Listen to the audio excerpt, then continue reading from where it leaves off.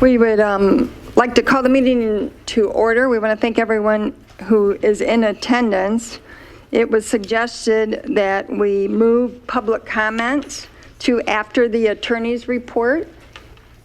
Is that all right with the board members? Okay. So we're going to move public comments to after attorney's report.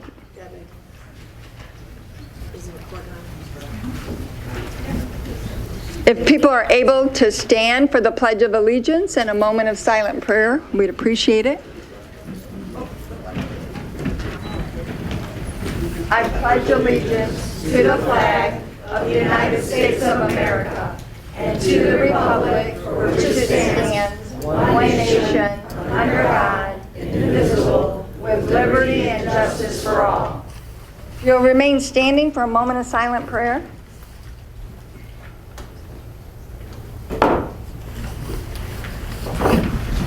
Thank you. Number 3 is a motion and support to approve the agenda with public comments moving to after the attorney's report. So moved. Motion Eldridge, support Peterson. Questions or comments? Hearing none, all in favor? Aye. Opposed? Motion carries. Number 4 is the consent agenda, which are the minutes, statements and checks, and the treasurer's report. A motion would be in order?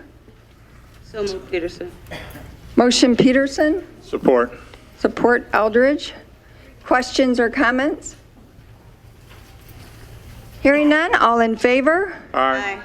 Opposed? Motion carries. Number 5 is the attorney report with a general legal update. Mr. Winters. Madam Chairperson, good evening to everybody on the board and good evening to everyone in the audience. My name is Doug Winters. I've been the township attorney for a number of years, and I would say at the outset that I have given attorney updates for every board meeting since last July or June when the township first became aware of U of M's plans and Los Alamos plans to locate 2 data centers in Ypsilanti Township. Before I get started tonight with an update, keep in mind what we just said in the Pledge of Allegiance, liberty and justice for all. So keep that in mind as I go through tonight's update, because some of the things I say tonight might make some people feel a little bit uncomfortable. And if it does, I do not apologize for that, because the time has come where truth really needs to be spoken to the powers that be it the county, be it the state, be it the federal, and that's what I'm prepared to do. I would start out with just one quote from the late Senator Robert F. Kennedy. He said this, quote, "Every time we turn our heads the other way, when we see the law flouted, when we tolerate what we know to be wrong, when we close our eyes and ears to the corrupt because we are too busy or too frightened, when we fail to speak up and speak out, we strike a blow against freedom, decency, and justice," unquote. And so tonight, as I go through the report, update, I don't intend to hold back on anything that I've thought a lot about what I'm going to say this evening in regards to an update. I thought I had one presentation in mind until I received an anonymous letter from a township resident, and the title of that letter was, quote unquote, "We must not matter." And so as I go through tonight's presentation or update, I keep in mind liberty and justice for all. We must not matter. At the outset right now, it has to be said in just really blunt terms right now that Washtenaw County has historically been a county which has been and continues to be divided by race and place. And that basically means that in Washtenaw County, wherever you live, It basically determines any number of outcomes, from education to health opportunities to succeed, and the wealth and income remains geographically concentrated in western Washtenaw County. Even in 2024, the University of Michigan confirmed themselves that a lot of the wealth is centered in Ann Arbor, while the poor areas are concentrated in Ypsilanti Township. And as I have told a number of my friends here in tonight's meeting, I have been an attorney for 47 years. And I've been in the attorney rooms, I've been in the courtrooms, I've heard how attorneys speak to one another when no one else is listening. I've heard how judges speak. And as you sit here tonight, whether you are from the city of Ypsi, the township of Ypsi, Superior Township, Augusta Township, make no mistake that in the eyes and views of those who reside in western Washtenaw County, primarily Ann Arbor, all of us are Ypsilanti. Make no mistake about that. Now, at the same time, the Ann Arbor Community Foundation reported last year that Washtenaw County ranked as the most economically divided county in Michigan and amongst the most economically divided counties in the United States. And so while there's a tremendous amount of wealth in this county, it's divided between Carpenter Road. That's basically the boundary.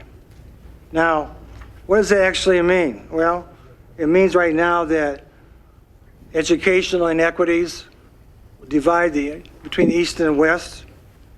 It also means about housing affordability is divided amongst East and West, infrastructure, political influence, all of which are uneven.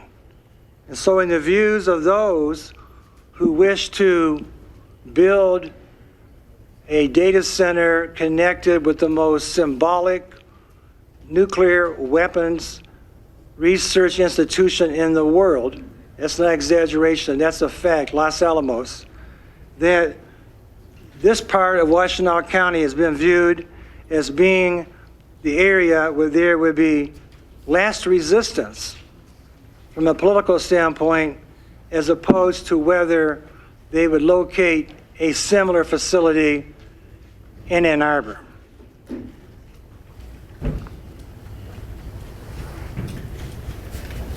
Western Washtenaw County remains disproportionately affluent and white.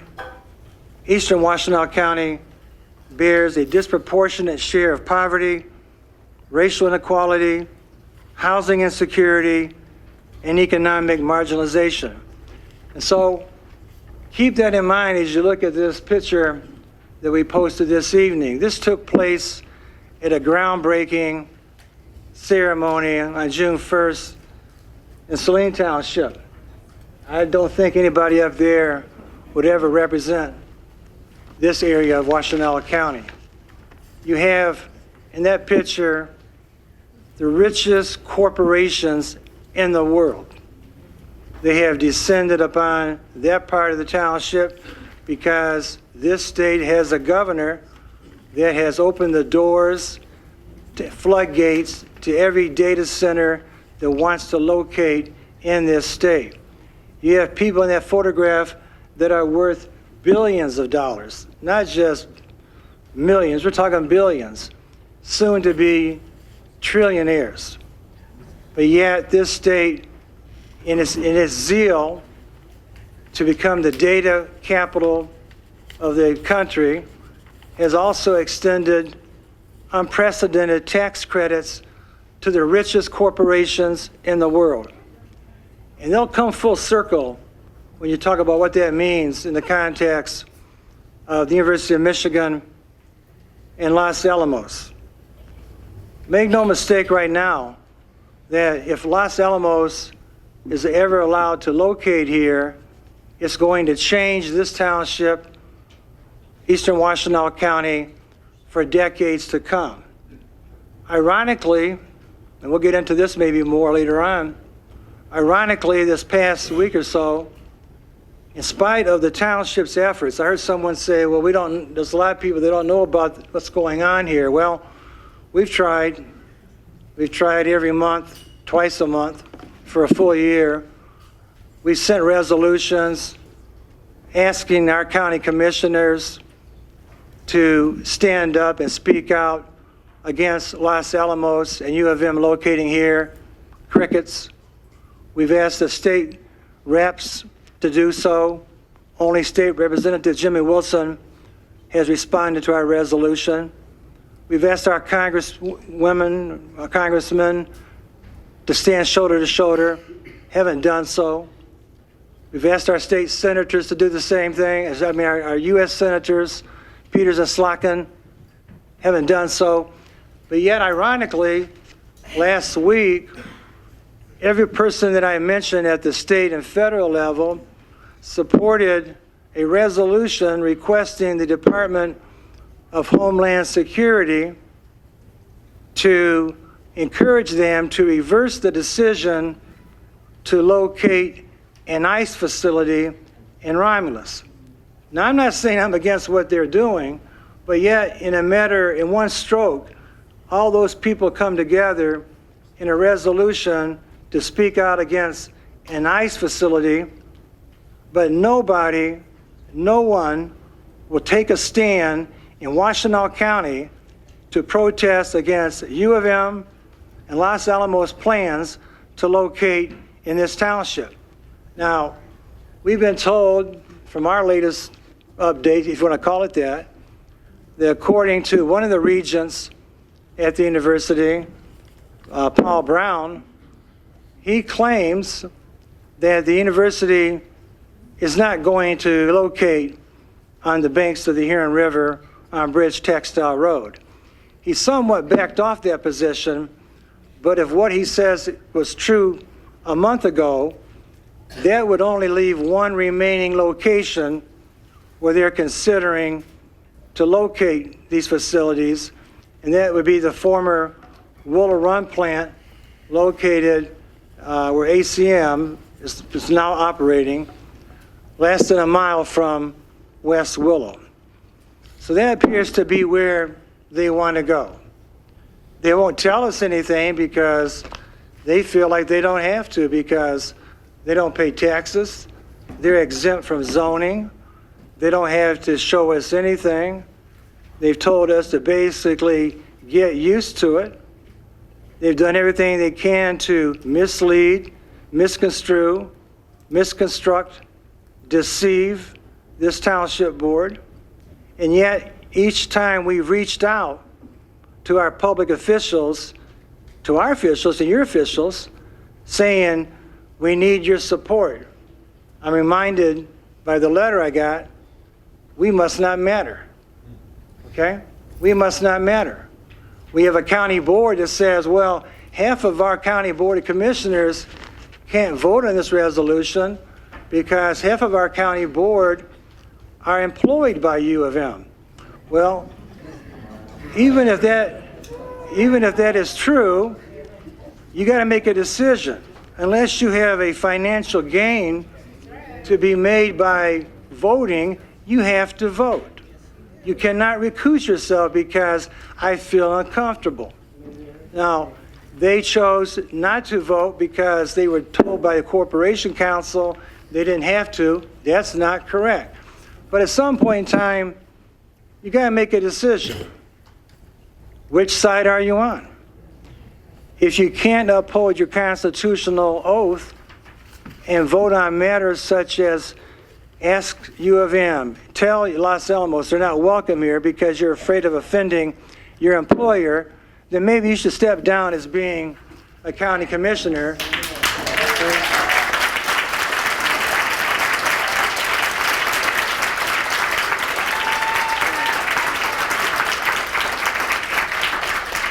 Because if you're not up for the job, there's people here that I know that can do the job and are willing to do the job and make those tough votes.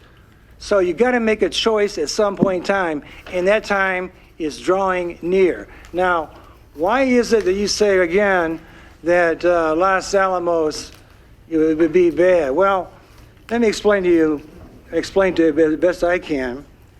We have witnessed a president willing to go to war on any number of occasions already. While maybe there'll be a peace treaty signed, does anybody really believe that's the last war we're going to be in for the next 2 years? I don't think so. Okay, and what you've seen right now, you have seen in the last 6 months, 9 months, certain number of things play out that nobody was prepared to see this time last year. You've seen unmanned drone missiles being fired in the Mideast that have attacked Amazon's data centers. They've attacked a number of other targets of infrastructure, whether it's Google. And just put that in the context of Los Alamos. Los Alamos is not just another Amazon or a Google, Facebook research institution. It is undoubtedly the most recognizable and strategically important national security laboratory in the world. Its origins are inseparable from the Manhattan Project and the creation of the atomic bomb. To allies, adversaries, terrorists, hostile intelligence services, the Los Alamos name represents American military dominance, nuclear capability, advanced weapons science, intelligence operations, and technological superiority. That reality changes the risk profile of any community tied to it. And make no mistake, if Los Alamos is allowed to locate in a mile from West Willow, and we'll get into the environmental racism, environmental justice issues, they're all, every box is checked here. And again, you got to keep in mind how we got here to begin with. Race and place, we do not matter. Once they are linked, if they are located in this township, that automatically transforms this township from a civilian community into a location associated with this country's national defense apparatus. Once that association exists, the township board, none of us, no longer controls how the hostile actors are going to perceive us. Again, this is a symbolic target. We've all seen on the news the coverage that is generated whenever an institution, infrastructure of high value target, what happens if that is attacked. It becomes worldwide news. And the most alarming component of that, this township is not designed to function as a hardened national security zone. This is a residential community. West Willow has the neighborhoods, schools, churches, parks, local businesses, apartment complexes, public roads, ordinary families, none of them who agreed to become a partner or adjacent to infrastructure carrying this type of geopolitical and national security implications. Local police departments and fire departments are not prepared to respond to any type of attack. This is what makes this issue so profound. We have heightened security concerns in a civilian population. And I'm not exaggerating. If anybody wants to tell you that Los Alamos is not a tier 1 high value target, do your own research. Because after one of our meetings, where something similar was spoken from this board dais up here, the deputy supervisor got a phone call from the public relations department from Los Alamos. I realize we don't have the fancy computers, but we have caller ID, okay? And so their number came across I gave it out last time, area code 505, etc. And so he wanted to know why this township kept referring to Los Alamos as a Tier 1 high-value target. Well, I'd be more than glad to explain to him why, but he would not call back when we asked him for, his email address. The point I'm making right now is that we all know what a high-value target is. Los Alamos is the brains of the Department of War in doing nuclear research. They are at the forefront of developing what is referred to as plutonium pits, which is the part of the nuclear missile that is activated. All the research is done in this facility. The University of Michigan said, we're going to have the biggest, baddest, and fastest computers in the world. That statement in of itself makes it a high-value target. You just told the whole world you got the biggest, baddest, and fastest computers. And make no mistake, the wars of tomorrow are going to be determined in those type of national research laboratories where they spend countless hours, 24/7, 365, doing war games, simulations, trying to determine at what point in time a nuclear weapon is required to be activated. That is the brains of New Mexico. And so it wants to locate here in Ypsilanti Township. Why? Because of our vulnerabilities, our economics, the fact that we have more minorities located here, because we're seen as being people that don't matter, that don't matter. They have never sat down and had a meeting like this where they could answer questions because they don't have to. They're University of Michigan. They are the third wealthiest university in the United States. They have an endowment fund of $21 billion. Those are facts. And yet, with an endowment fund of $21 billion, and with being the third wealthiest university in the United States, what happens?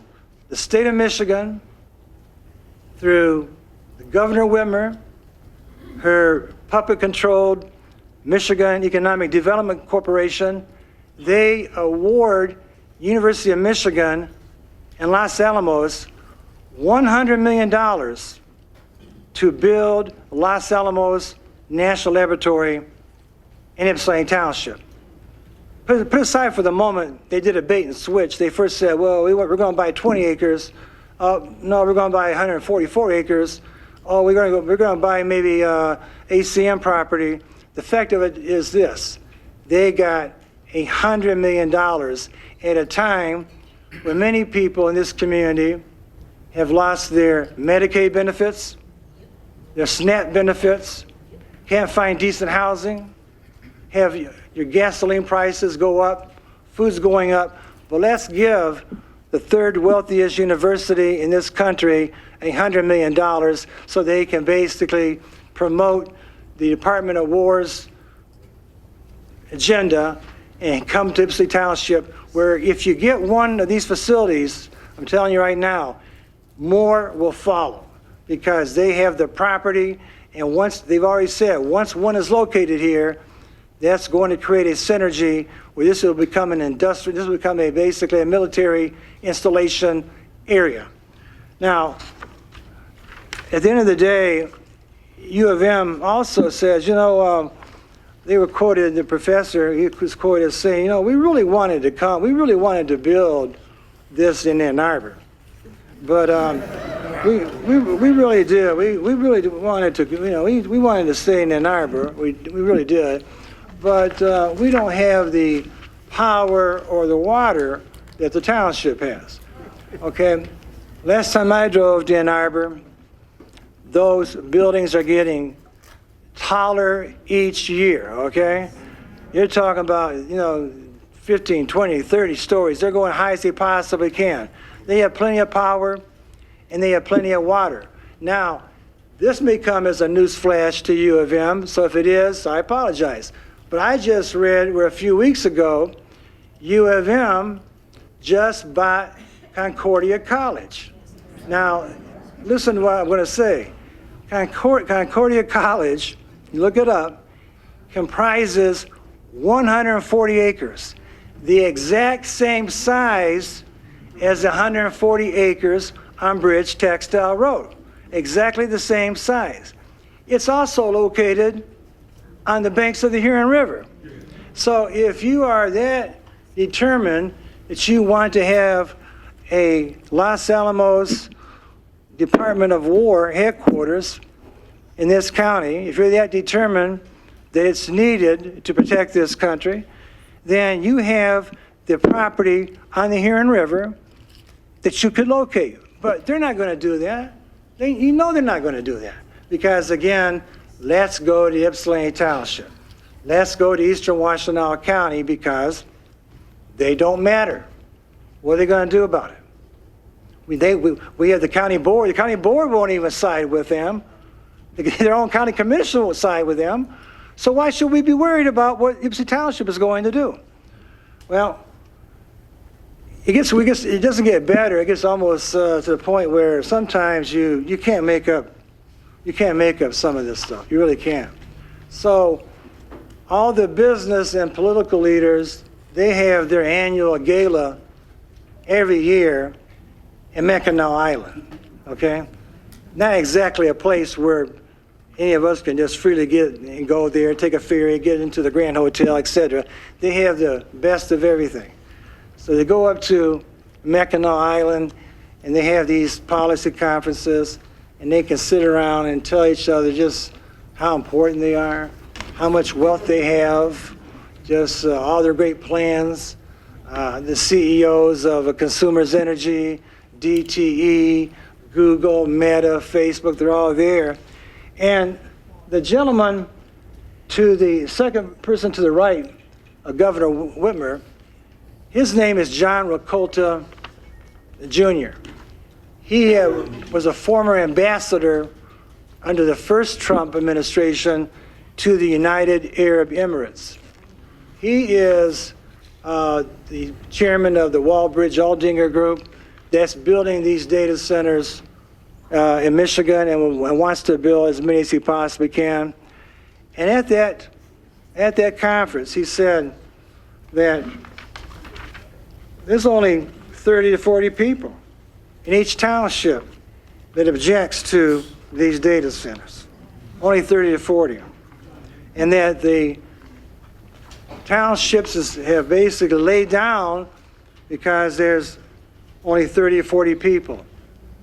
And I reached out to a good friend, Leah Mills. I said, I know there's more than 30, 40 people you know right now that oppose data centers.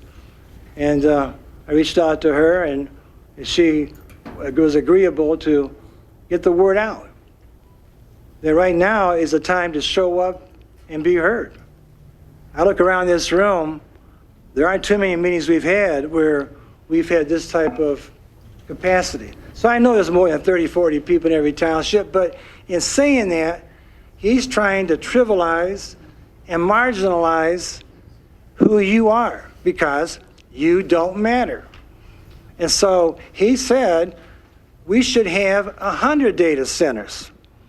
We should build as many as we possibly can.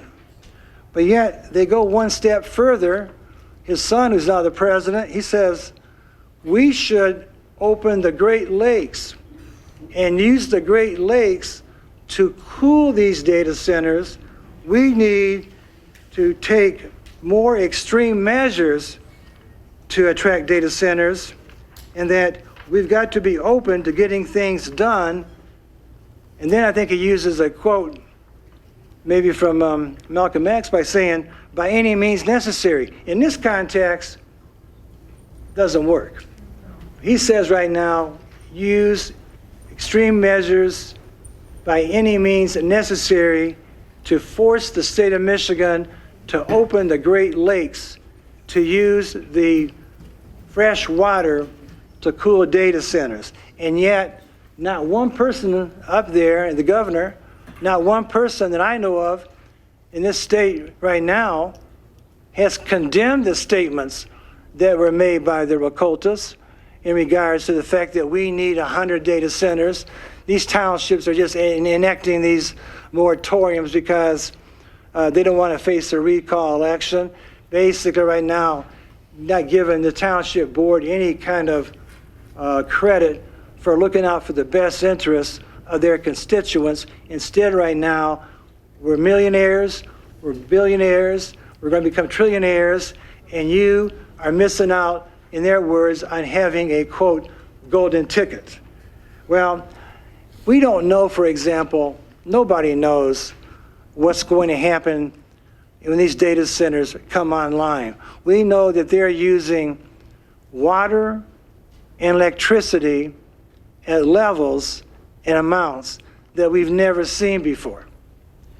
The substation that's being proposed for Los Alamos and U of M is 110 megawatts. U of M says they'll use 10, Los Alamos will take 100. That 110 megawatt substation by itself is equal, is greater than all the rest of this whole township combined. They're building a Google data center in Van Buren Township that's equal to 750,000 homes. But yet they want you to believe that your rates won't go up. We're not going to raise your rates. We're going to make sure they go down. They're going up now without data centers. And, you know, at some point in time, you know, fool me once, you know, shame on you. Fool me twice, shame on me. At what point do people realize that we are being sold out? We're being sold out. And I understand the governor's term limited, but at the same time, she still is the Pied Piper, and she's taking this whole state right off the cliff. Because right now, you're not going to be able to undo the damage in 5 years and 10 years once it starts. Everybody tells us, well, you know, the additives that we're putting into the water are safe. Really? Well, it occurs to me, that's what you said about PFAS, okay? That's what you said about asbestos. That's what you said about mercury. That's what you said about lead paint.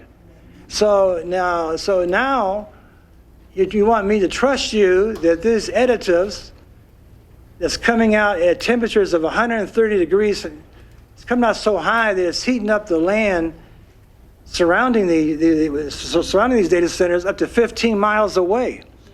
It's raising the temperatures anywhere from 3 to 15 degrees. But don't worry about it. Those additives, they're safe. They have no guarantee of that. They can't make that statement. So when Yucca imposed a moratorium to say time out, we got to pause on granting any water and sewer, especially sewer permits to data centers until we determine what impact this is going to have upon our existing infrastructure. We get a letter from one of their attorneys threatening to file a lawsuit. Okay? Well, that's what you do. You threaten people. Township board went about its business. Yucca went about its business. After talking to some people on the city council, they went back and they passed a resolution supporting the moratorium. So the township, Yucca, I think the city council are all united right now that we stand together in opposition to issuing any water and sewer permits to any data center until there's been much more thorough research done, because they don't know. Now, at some point in time, you're going to ask the question, well, what can we do? What can we do? Somebody said that tonight. Well, what can we do? Well, I tried to at least, in some small measure, outline that this township board needs help. Because unlike what they think of you, this board knows that each of you matter. All of you matter. Irrespective of where you reside each of you matter to this township board. Your families matter. You matter. This township is not the recipient of generational wealth like other parts of Washtenaw County. Most of the people here can trace their time back to where the parents, the grandparents, many of them migrated, came up from the south to work in the factories, trying to make a better life for their children. Myself, I'm a product of that very circumstance. I know Karen Rowe is, and other people on the board are. I know all the people's backgrounds are basically blue-collar backgrounds. But I do know right now that you can do something, and that's bring pressure to bear. If the Congress can come together and support Romulus in asking the Department of Homeland Security not to sanction or not to convert a warehouse into an ICE facility, then they certainly have the ability to implore the Department of Energy, yet you cannot build a military-connected research facility anywhere in Ypsilanti Township, especially right, I know, less than a mile from West Willow. You can't do that. So that is something that you can do, and something that we'd ask that you right now keep in mind. The silence from all these people that I mentioned, aside from State Representative Wilson, is deafening. And no one will answer the call. The Township Board has done everything they possibly can within their means to bring this issue to a head. Is there more that needs to be done? Yeah, there is. Is there more ways to spread the information throughout the community? Absolutely. Is there a way of trying to bring communities together to unite around a common purpose? There are. It takes all of us willing to do what Robert Kennedy suggested. You see a wrong, you point it out, you say something, you do something. And when we know right now the U of M is getting very close, it could happen any day now. It's going to happen pretty soon. They're going to make their announcement anytime as to where they're going to go. And the only location that they've said they're looking at is over there at the former GM property. That it's not too late. It's not too late to call the people at the county, the state, the federal level. We do not want the Department of War to gain a foothold in our township and subject all of our people to risk. It's not fair. We didn't sign up for that. We've had people call the supervisor's office, many people in tears, wanting to know if the time is now for them to sell their property. Many people are looking at leaving because of the fear of the unknown, and the fear, like someone pointed out, the U of M is not accountable. They don't have to play by the same rules as everybody else does. There's no zoning reviews. There's no conditions of approval. They simply come into town, boom. And no, we're not going to pay you a dime for any kind of taxes. No, we're not. We've been threatened by everybody at the state level. If you guys don't cooperate, you'll never see economic development. That's okay. We've gotten this far. We'll keep on going. U of M said, well, what is it that you want? We can put a boardwalk around the property over there, and you can walk over there. We don't need any more boardwalks. We don't need any more parks.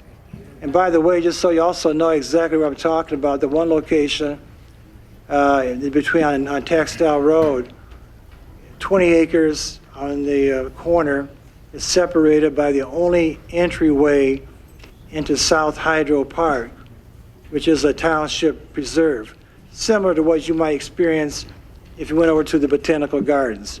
You walk into a nature preserve over there. And so you're going to have to walk through two data centers if they decide at the last minute to go back to Bridge and Textile Road. In any event, right now, I know that other people are probably more than anxious to ask questions or make comments. The township officials have been very accommodating to allow me to give you this update. And again, right now, keep in mind, liberty and justice for all. That includes all of you, all of us, and that we do matter. Okay, thank you.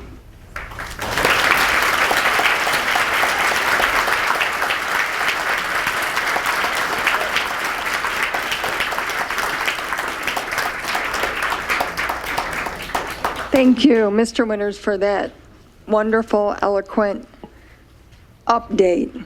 And to all the people who came here this evening to tell Walbridge there's more than 30 people that cares about a data center here. Thank you for doing that.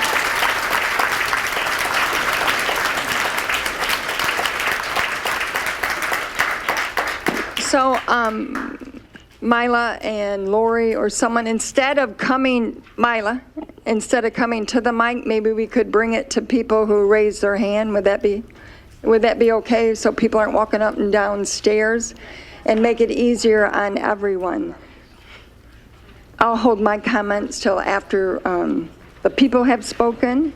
Just remember that there's 3 minutes, and this is the only timer I have, so it doesn't work out. And to speak to the board, not to the audience. And it's important that we hear what you're saying, and it's recorded.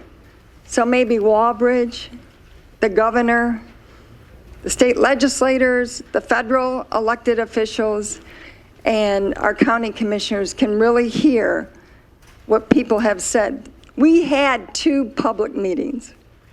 There was over 150 people at both. One was during a snowstorm.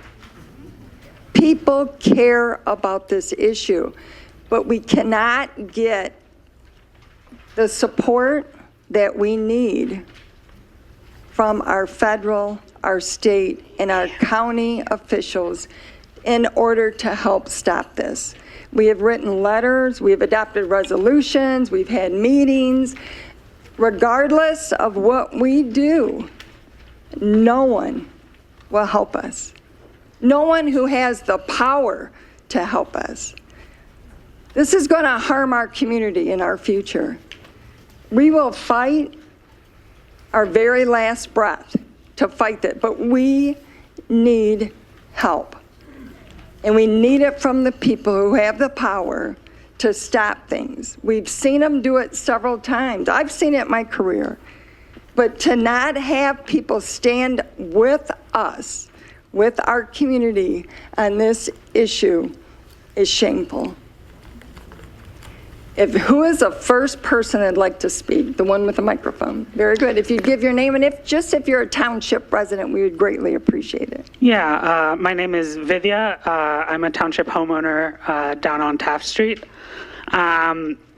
I appreciate where you all are coming from, and I appreciate that you all are against the data center. I also want to be clear that it took 8 months to get to this point. We've been working on this data center for a long time. We came to you as early as June of last year. You wouldn't even put us on the agenda till August. Something else I want to make clear to the people in this room is that you sent township employees to surveil us at our last meeting in the park. To, I guess, I don't know, figure out what we were up to. We're happy to just tell you what goes on in our mass meetings. Our mass meetings are public. But the point I want to make clear is there is no stopping this data center the right way. There is no right way, because no one's ever beaten a Department of Defense and Department of Energy-led project in partnership with U of M in the state of Michigan. So everything worth trying is worth trying. We have to try all of our legal avenues, but we also have to be in solidarity with people who are trying whatever they feel is best to try. And so my question, or I guess an open-ended question, or rhetorical question is, when the rubber hits the road, are you going to collaborate with law enforcement and collaborate with the federal government against residents of the township who are trying to beat this data center however they can? Or are you actually going to be okay with new and creative ways to try and fight this data center, because nobody knows what will work. Not you, not any legal scholars. No one knows how to beat this.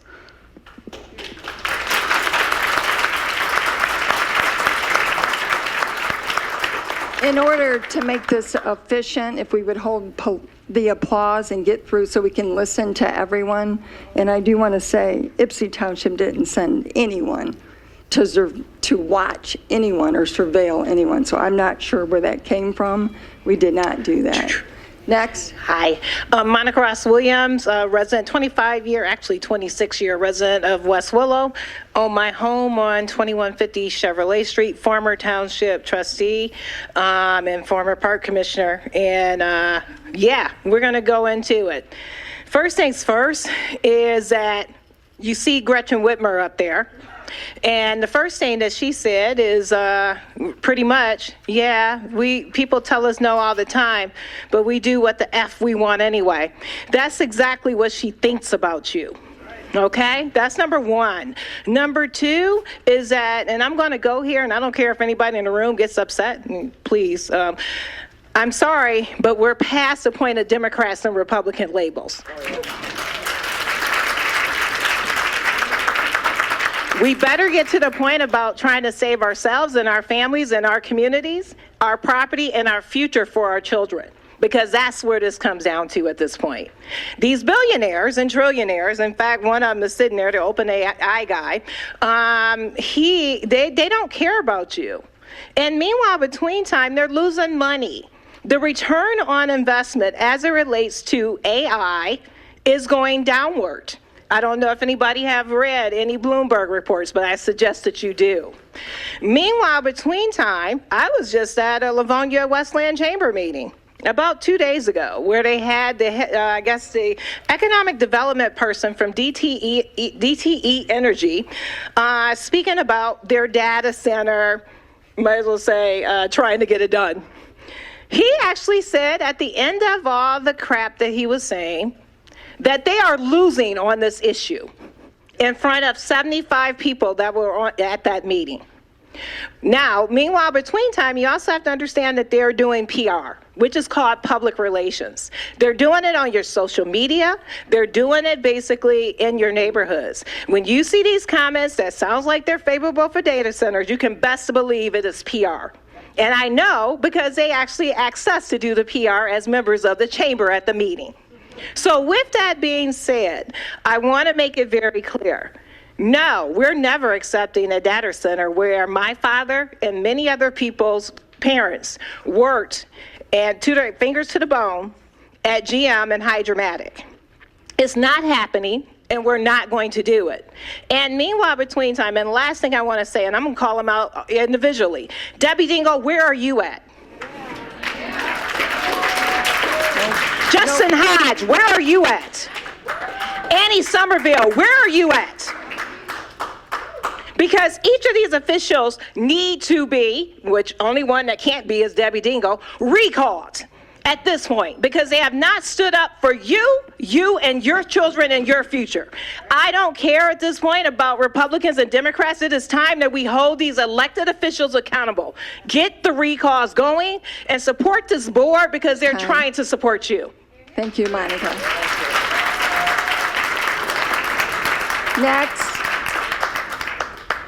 Next, yep, Mila.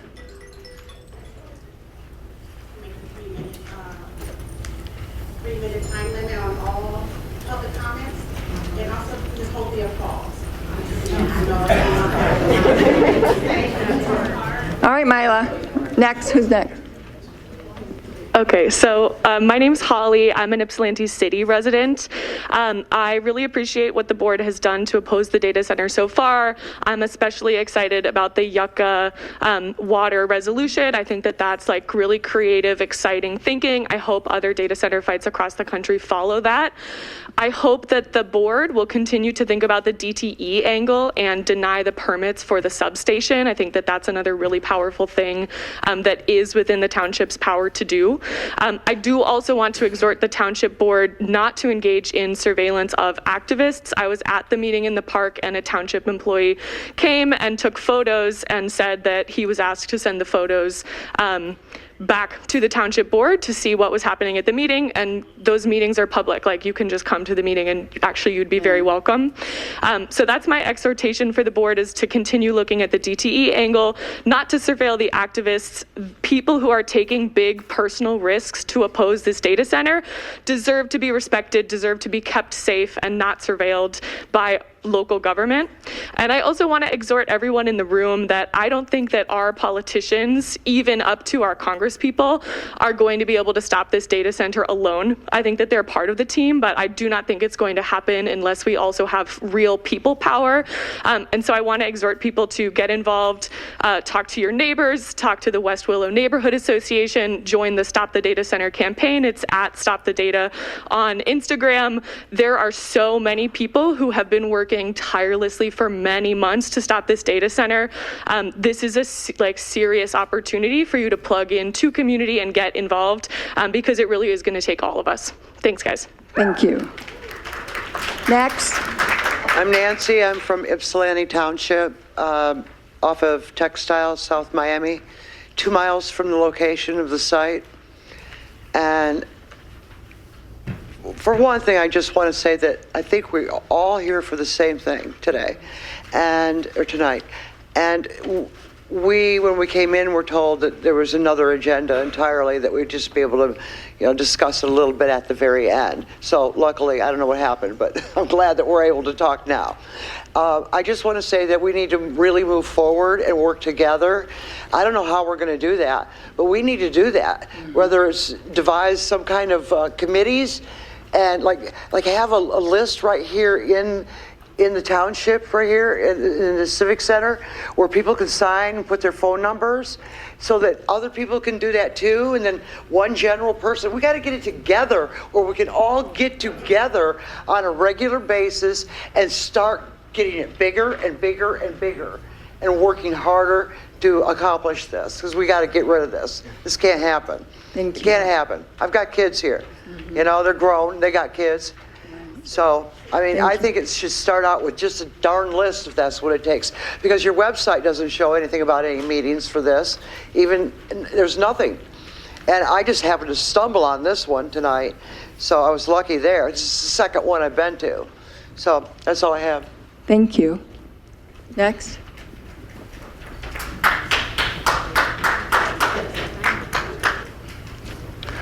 My name is Robert Harrison. I live in West Willow for about 50 years. And I want to thank Doug for the information that he brought to us tonight.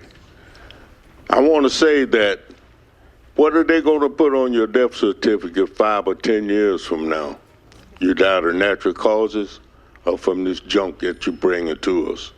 The other thing is, I think that the lady said we should campaign on some of these rich folks' yard to let them realize we're not by ourselves. And Doug said that I'm from South Carolina. I came out the cotton field. I didn't come out here to give it to nobody who's wanting to have everything for themselves. This is for all of us, and we should not turn it down. We should not make this the last meeting for the night, because something can always be done. There's no such thing as I can. You can. But we have to stand and do these things that need to be done. And we need the phone number for these doggone rascals up there in Lansing, so we can call them too and let them know this is nothing to play with. This is our life. And our life means more to me than it does to them. Yes. And if they want to put a dollar bill in front of it, too bad for them. We're going to camp out just like they do in Washington, D.C. We can do it in Ann Arbor. Tell them to take it to Ann Arbor. If them rich rascals don't want it over there, we poor people don't want it over here. Right. Thank you, Mr. Harris. Next. Hi. Your name and where you Okay. My name is Kim Spinazzola. I am speaking as a almost 30-year Ypsilanti Township resident, and I unequivocally do not want a nuclear weapon research / deployment AI data center built here.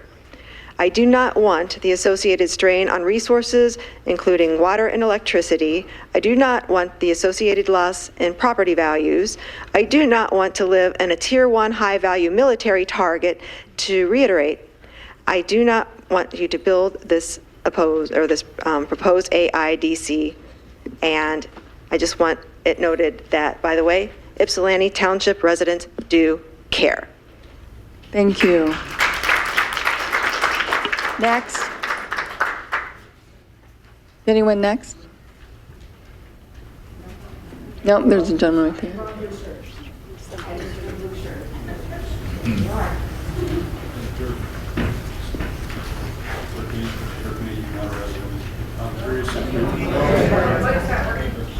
It's all right, we'll get it. I'm Dirk Mayhew, I'm not a resident. I'm curious if you're ready to drop lawsuits. There was a good consent judgment line in the Saline data center saying they got to use closed loop cooling.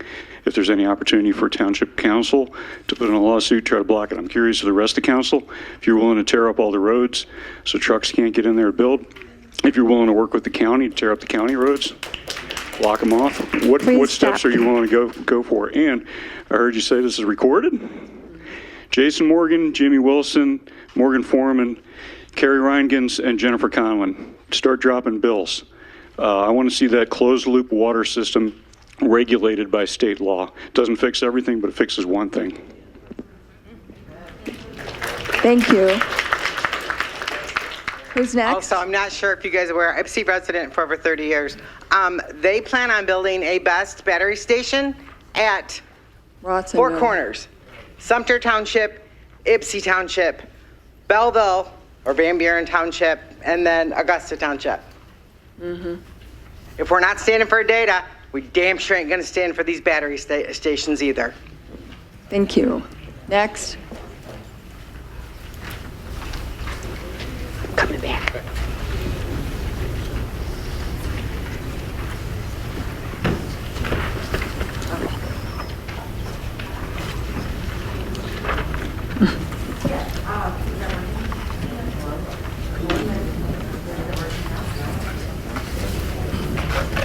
Lori, do you have someone that's ready? Okay. Hi. So my name is Chris Tebbins. I'm a resident of Ypsi Township. I'm also a veteran of the U.S. Navy for 8 years. I'm also a member of About Face, which is a group of post 9/11 veterans who are organizing to end military foreign policy of permanent war and the use of military weapons, tactics, and values in communities across the whole country. Ypsi Township has a long and really proud history of being involved in the war effort. We've been involved with the bomber plant and everything. I'm not trying to discount any of that great history that we built here and all the pride that we have with our community on that. But it doesn't need to continue going forward. It needs to stop. The last time that Ypsi Township was a war factory, it left the land contaminated, where it still affects us today, right? The neighborhoods are still dealing with the fallout of that and everything, and we're still doing remediation for all that. The negative health benefits from data centers are just beginning to be understood. Whether it's the air pollution, the noise pollution, the water pollution, we don't know how these things are going to affect us in the long run. Our community is being used as a sacrifice by University of Michigan for a war machine that affects not just us here at home, across the country, but communities all around the world, whether it's Iran, Palestine, Lebanon, anywhere around the world that's being affected. This is going to go into that, and our community is going to be complicit in it.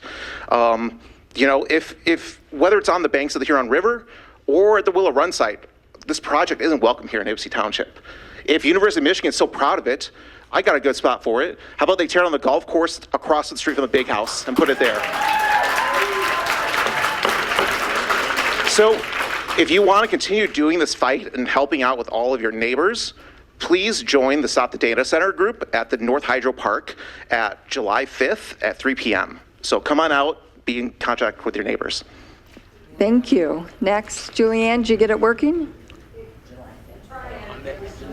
All right, Lori. Okay. Well, they're working on it. You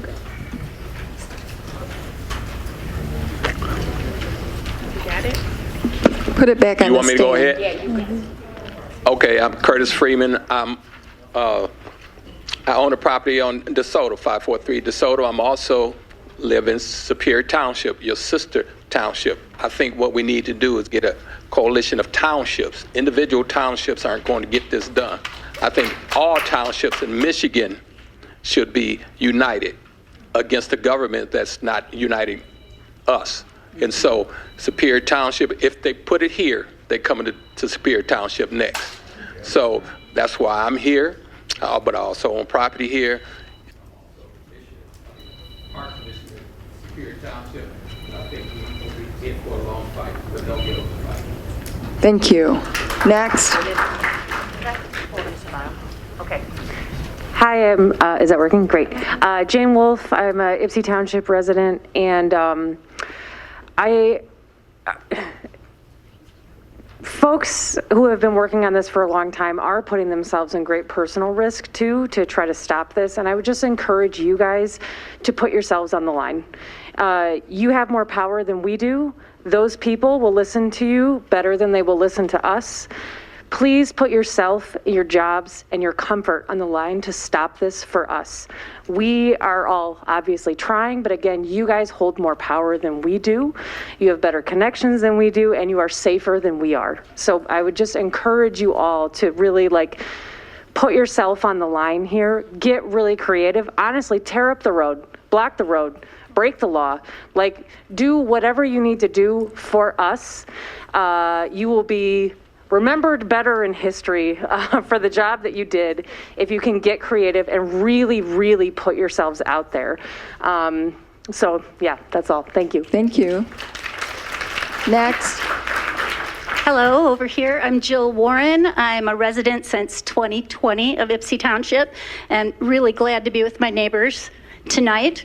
I come to you as former faculty at Indiana University in the School of Public and Environmental Affairs, so I have some expertise in this area. I come to you as a clergy spouse. My husband is the pastor of St. Matt's United Methodist Church here in the township, and I come to you as somebody who wants to recommend, as many have, that we do as was OSS's suggestion during the time of Nazification, use the simple sabotage field manual to simply slow things down bureaucratically. Make sure we block where we can. Use very slow agendas and response times, and do within your power the work that you are entitled by law to do. But for those of you who are not familiar with it, please look up the simple sabotage field manual and use it in your own lives of action as well. And the final thing I would like to say is that they may not care about us, but we care about us. And we're here. And we will continue to be here and support the work that you're doing on our behalf. So thank you. Thank you. Mila, who's next? Get one on that.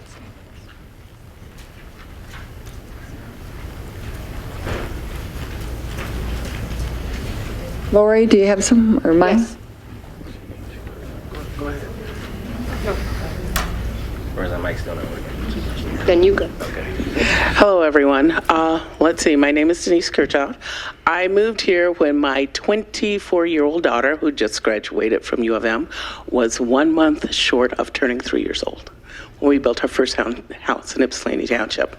We've been here ever since. And I want to make some things clear that I don't think that people understand. These data centers didn't just start.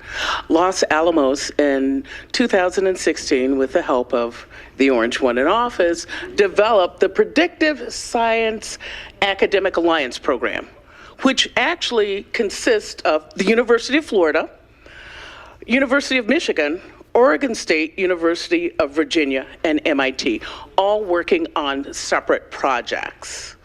okay?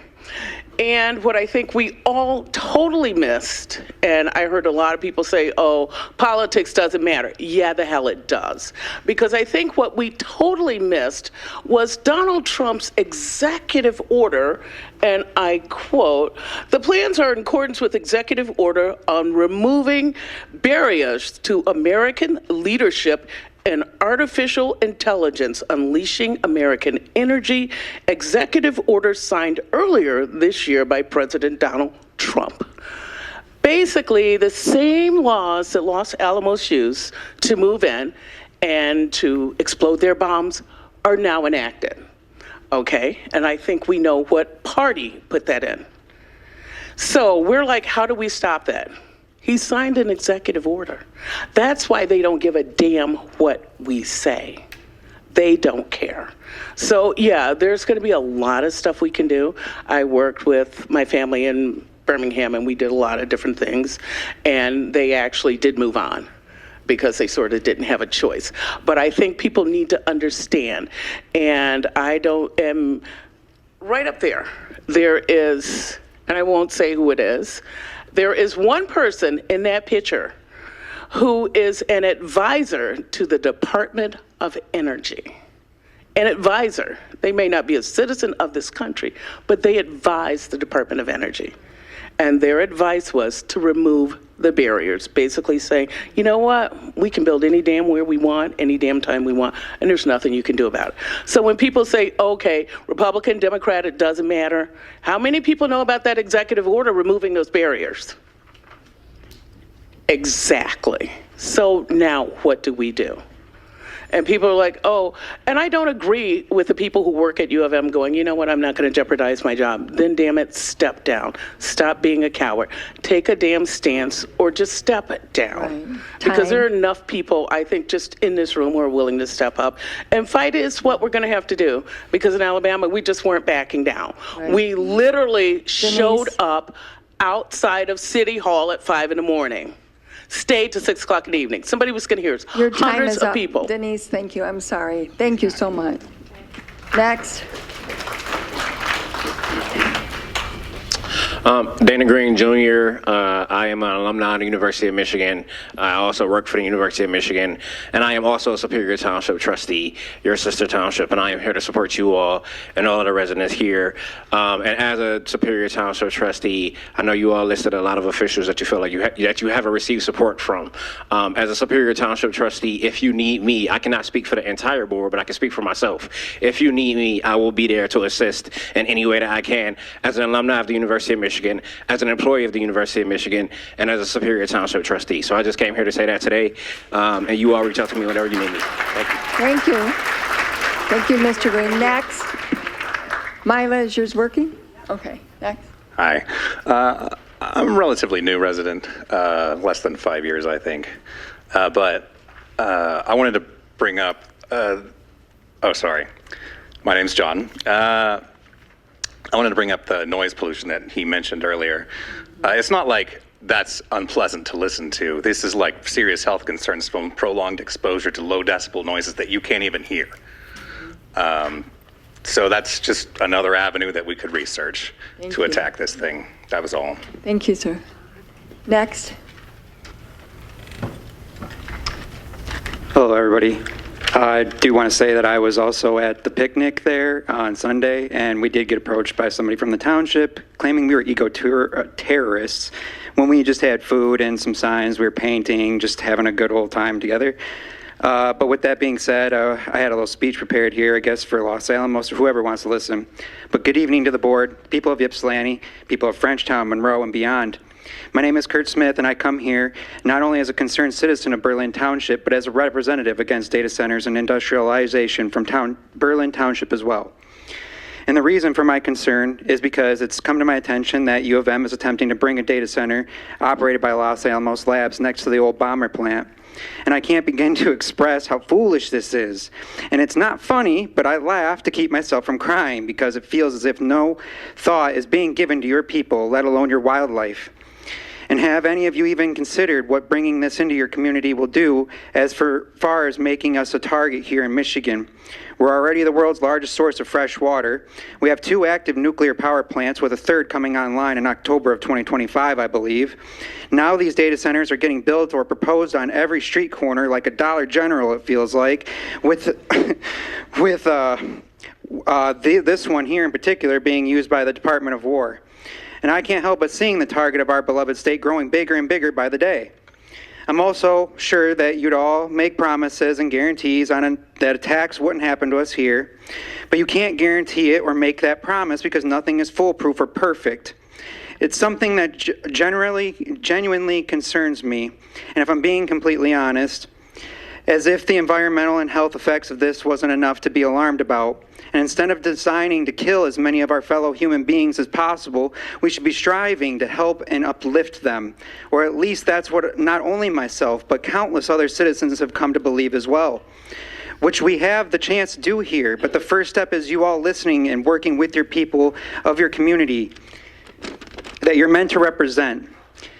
And that extends to your grandchildren and your great-grandchildren as well, since history is being written here as we speak, and they are watching the choices and actions that you're all making. And I stand here in solidarity with the people of Ypsilanti and all of the communities that are fighting these data centers in our beloved state of Michigan. And thank you for your time, and I hope you all have a great rest of your evening. Thank you, sir. Who's next? Lila, do you have? Okay.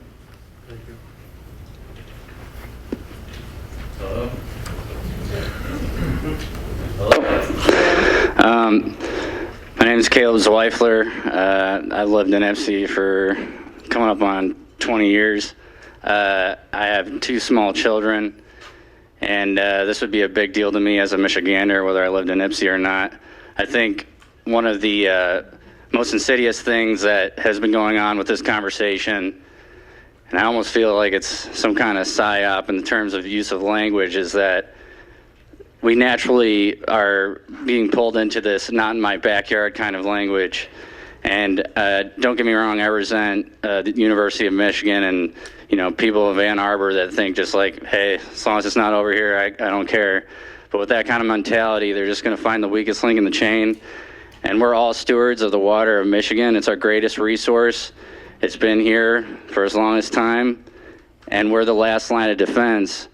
And so I think it goes beyond, obviously we want to keep it out of our backyards, but we want to keep it out of our neighbors' backyards and our neighbors' neighbors. And anyone who touches that borderline, I don't want it anywhere in Michigan, frankly. The only place that's even remotely safe is in outer space if they have to have these stupid data centers. At least that way they'd be drawing from renewable energy and not be polluting the ground level and the wildlife. But more importantly than that, I just think we need to have a strong coalition between all the different townships. I think we should caution against using the phrase, not my backyard. We don't want it in Michigan, we don't want it in the United States, but we certainly need to protect the Great Lakes, because if it happens over there, it goes right down those tributaries and affects every one of us. So it doesn't matter if they put it down the road. And as far as our representatives, I mean, no offense, we're all, the track record for politicians in my lifetime has not been good. Our governor says all the same kind of things that everyone says, that they have our interests at heart and they're going to protect us and they care about us and yada yada, and then behind closed doors they're doing these billion-dollar deals with these evil, evil people. And the consequences of the decisions that we make and the trust and the trustees, I think it truly goes beyond the grave. I'm not even that much of a religious person, but our integrity is at stake for each one of us, and especially the people that represent us. So hopefully we can all coalesce and prevent this from happening. Thank you. Lori? Okay, I'm sorry. Hello. My name is James Crawford. I moved to Ypsi 2015, and I'm a disabled veteran, and I moved to West Willow 5 years ago and made it my home. And I see this as a direct threat to my home and to my place here and to my property. And to old times, during civil rights and labor movements, they did whatever they needed to. They stood up They put their lives on the line. We need to do the same thing. We need to have a mass action against these fools. Mackinac Policy Center used to be nothing but Republicans and business. And I hate to see it turning Democrat now. It seems to be that the only thing that matters is green. Not red, not blue, green. And I feel like we're being sold out by our leaders. Thanks. Thank you. Mila? Hi, my name is Courtney. I'm an Ypsi Township resident. Introduce myself a bit. I'm a child-free cat lady with little direction in life, better yet known as J.D. Vance's worst nightmare. I have reasons for opposing this project that the oligarchs will call selfish: my health, my property value, and my electric bill. The voiceless, however, do not have those luxuries to worry about. The wildlife that we've already taken so much from, the water that we've already poisoned and put a price on, the children who will bear the future burdens that we've carelessly placed on their shoulders. I am also here for my mother, her coworkers, and the brain injury patients living across Ypsi that they care for every day who cannot speak for themselves or have the physical ability or capability to sacrifice their time to be here, as well as the public service members too busy protecting us to be here. I'm here for a family member who lives closer to the ACM site who could not be here, who is pregnant with a little girl that will be the 5th generation of Ypsi women who will one day have to ask what we did to stop this and who was there to speak up. I want her and future Ypsilanti residents and generations to know that when the time came, I was there and we were all there to speak up.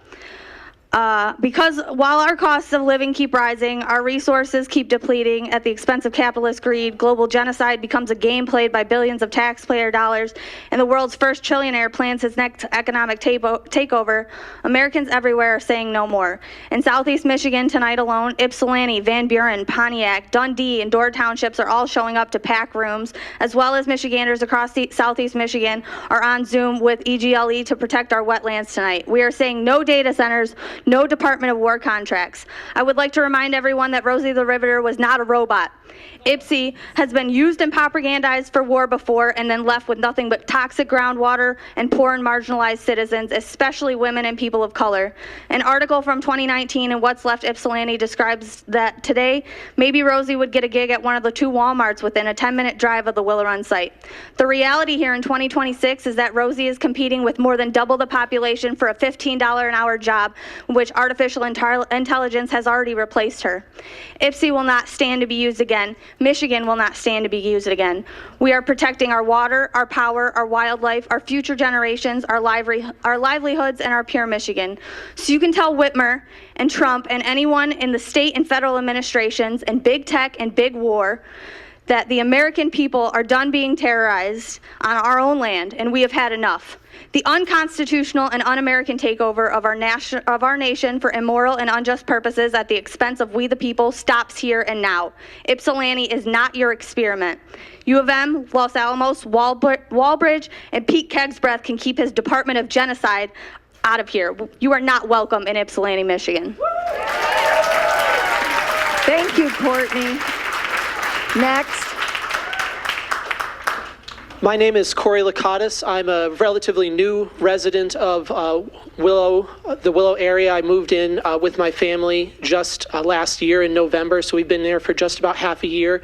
And so I'm kind of overcome right now. I can't really tell you how distressed I am and my wife is to know that this is a very real possibility, that our neighborhood might be completely ruined by this data center. I have 4 young children from the ages of 9 down to 2, and we want them to have a wholesome neighborhood to live in, and we want that for all of our neighbors and our neighbors' children. And so I just want to say that to the board. Thank you for what you have been doing to try and stop this. And I want to say that for any of the bigwigs who may be listening, that you are hurting real people with real children. I also want to, there was a gentleman over here who mentioned eternal consequences. I want to bring that up in a religious perspective here. I am a religious person. I'm a Catholic, and I want to bring up something that was in the recent encyclical from Pope Leo about AI and technology, that technology can never be used or built in a way that violates the dignity of people made in the image and likeness of God, which is every single one of us. We all do matter. And he also said that we have a choice, and this is both an encouragement and a warning. We have a choice between making our communities like when the Israelites came back and rebuilt Jerusalem and rebuilt the walls and worked together, and from the love of God and the love of their neighbors, they made a place where they could all live in and be safe and happy. The other option is the Tower of Babel, where people chose power, they chose wealth, they chose domination over others, and their community was destroyed and scattered and became a ruin.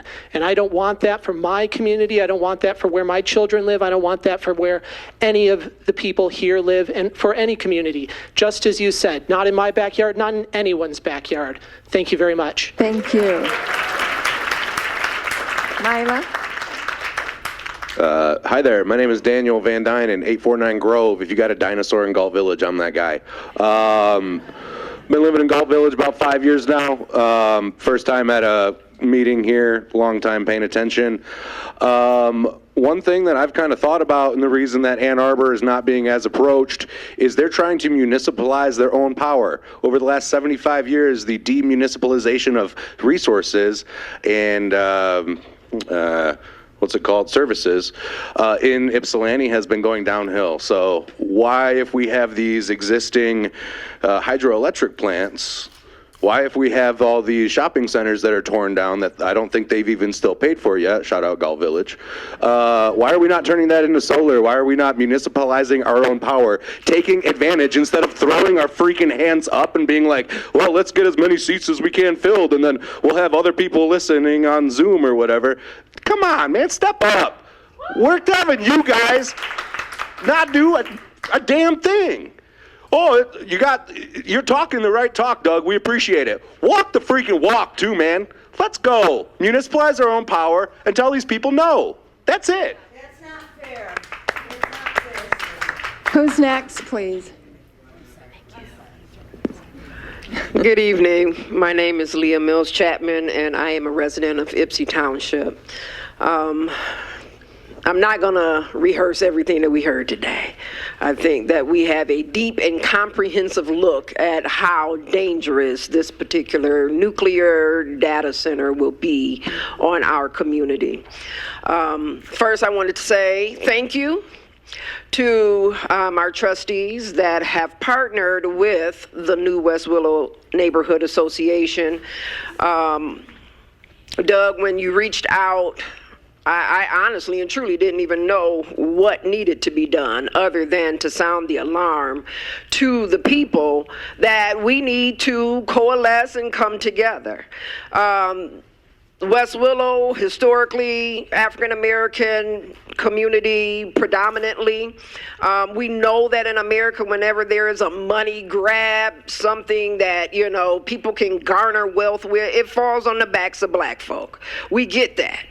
But we also know that we can't fight this thing alone. And so as I look around here today, this is what we have to do. We have to come together, put down the division, the divide, and stand together for what it is that we desire. On last Thursday, I was at the Capitol and I was talking with senators. We need to be up there in their faces. The townships and the cities needs to show up in Lansing on the doorsteps with all of our elected officials with us. Because as we heard, we can't do this thing alone. This is a heavy lift. We already know U of M, they are out here just running roughshod, right? They don't care about what's going on, and they said it. We care, but they don't. And so we have to figure out together, not one, but all of us. And so I'm hoping that as you all continue to move forward and speak to whomever the powers that be, that you also speak with the county commissioners again.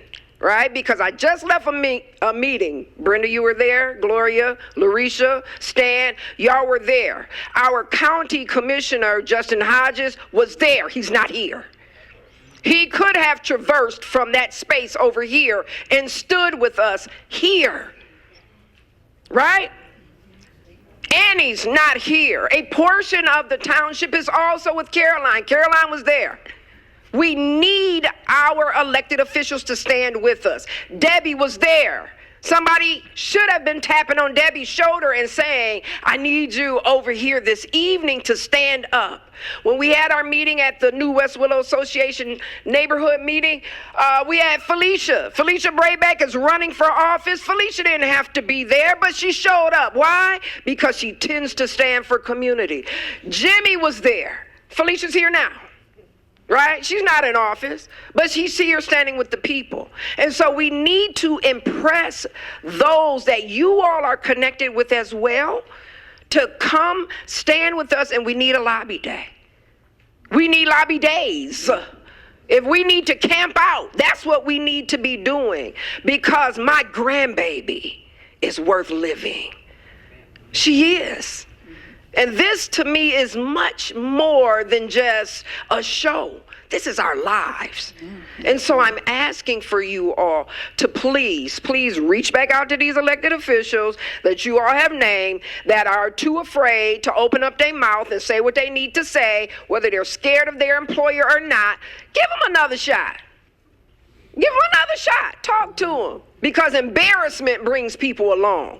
And you might have to embarrass them into doing what it is that they need to do. Thank you, Leah. So, thank you. Your time. Mila? Hi, Regina Kudla, Ypsilanti Township. It's a hard act to follow, but that was very wonderful. There's a couple things I heard tonight that I really disagree with and resent. And I resent the implication that these 8 people up here haven't done enough. And you all pushing them to do more and more and more, when Mr. Winters had very clearly told you that they need your help. So while you're all sitting there, you can go home and go on your computer and look up the phone numbers of the county commissioners, the state representatives, Debbie Dingell, Governor Whitmer. They're online and very accessible, and dial them up yourself, okay? Because they've been doing that. They've been doing that over and over and over and over, okay? So the other thing I wanted to say about the, the meeting that you said that had been surveilled by somebody. Well, you know, it could have been somebody sent by the other side. Duh. Anybody who's watched a police show or a detective show or whatever knows about that. So I wonder, did you get that gentleman's name? Did you get his picture? Can you verify that he is indeed an employee and representing these people at that meeting? If so, then provide it. Provide it to us, or to the members accused. I think that would be very helpful and probably enlightening, okay? So the third thing I want to say, this is really general, is I barely passed chemistry in order to be able to take my nursing licensing exam.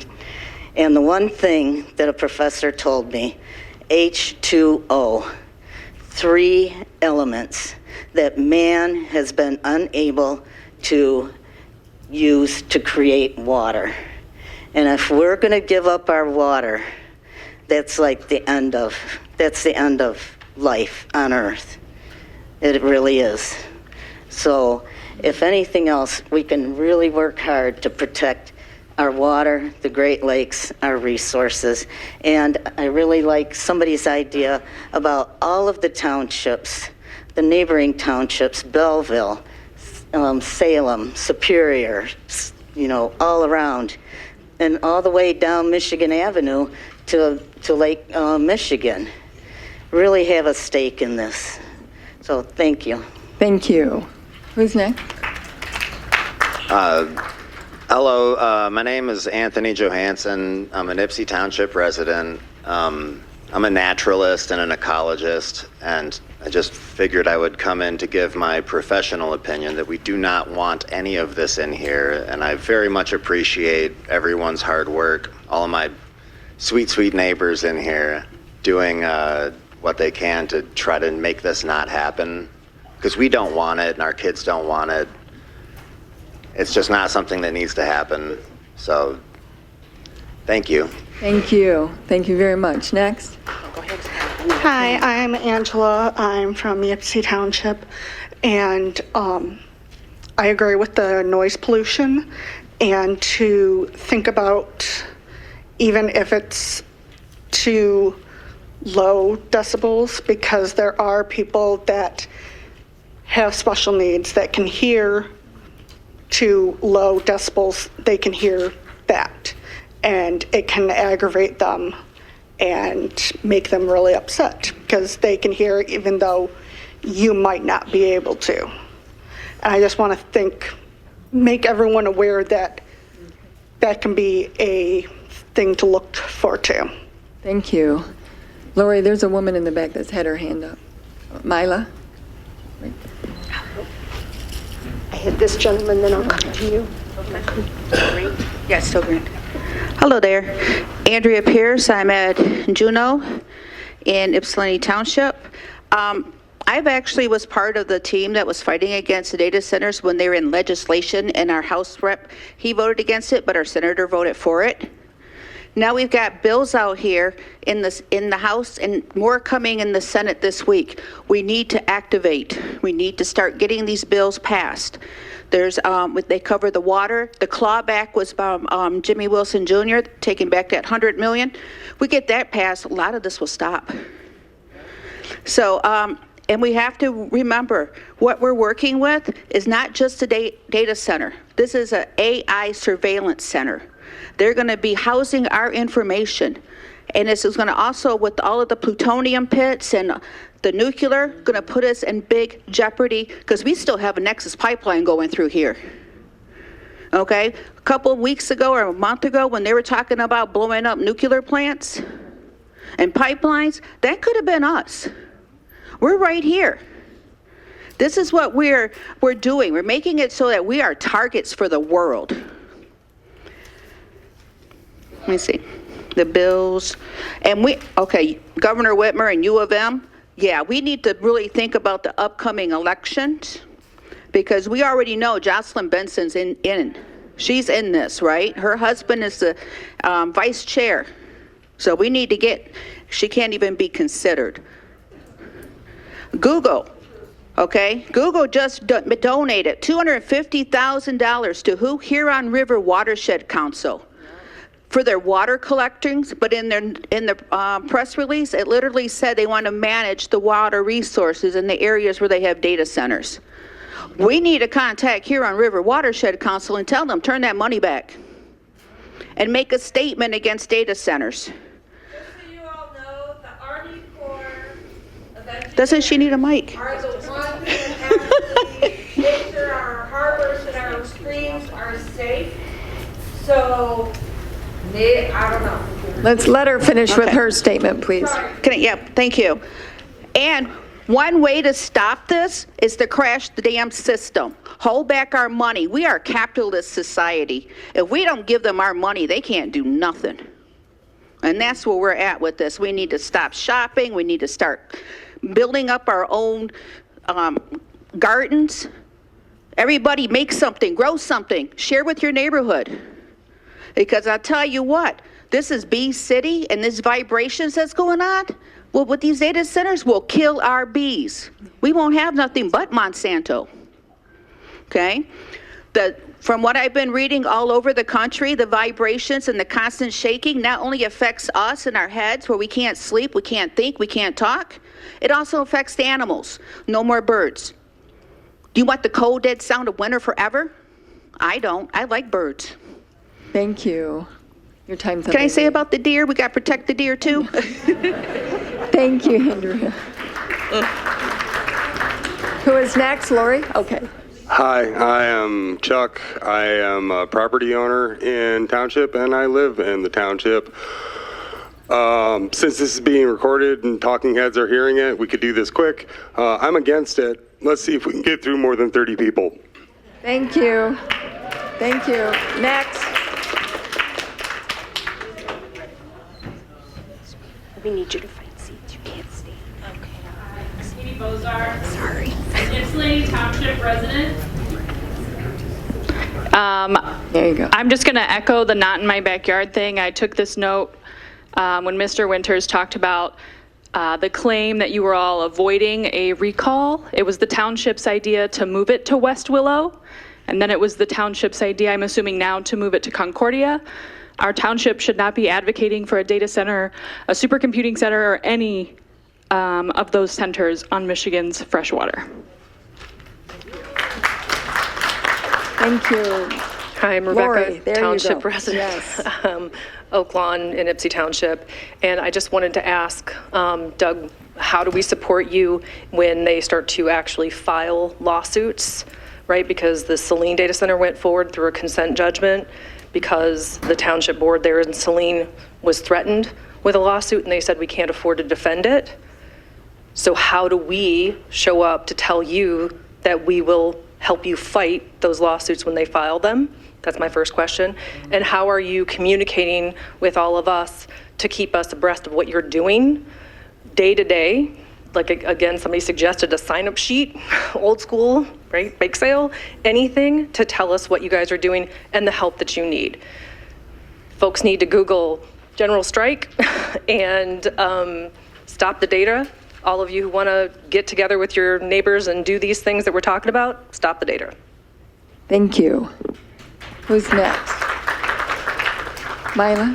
My name's Laura Witkowski. I'm a Ypsilanti Township resident, and I just wanted to say, having to stare at this picture during this meeting has my blood boiling. A friend of mine today, we just had this conversation, she was like, I want to drive by the barn. I want to see what it's all about. She said, I knew I would be mad. I did not realize how emotional I would be. The waste of space, the complete lack of regard for humans and animals, and for what? And these diabolical morons up here, you can look this up. More than one of these people during their speeches was like, we don't know what we're doing. Like, they are diabolical. Like, we are not talking about people who care about anything but themselves. It really seems like we're in a dystopian movie, but none of these people should be trusted, and don't believe a word anyone says, because they're full of it. Anyway, you already know that. Thanks to everybody who hates this as much as I do. Thank you. Lori? Hello, everyone. My name is Kyle Mazarant, and I've lived in Ypsi since about 2019.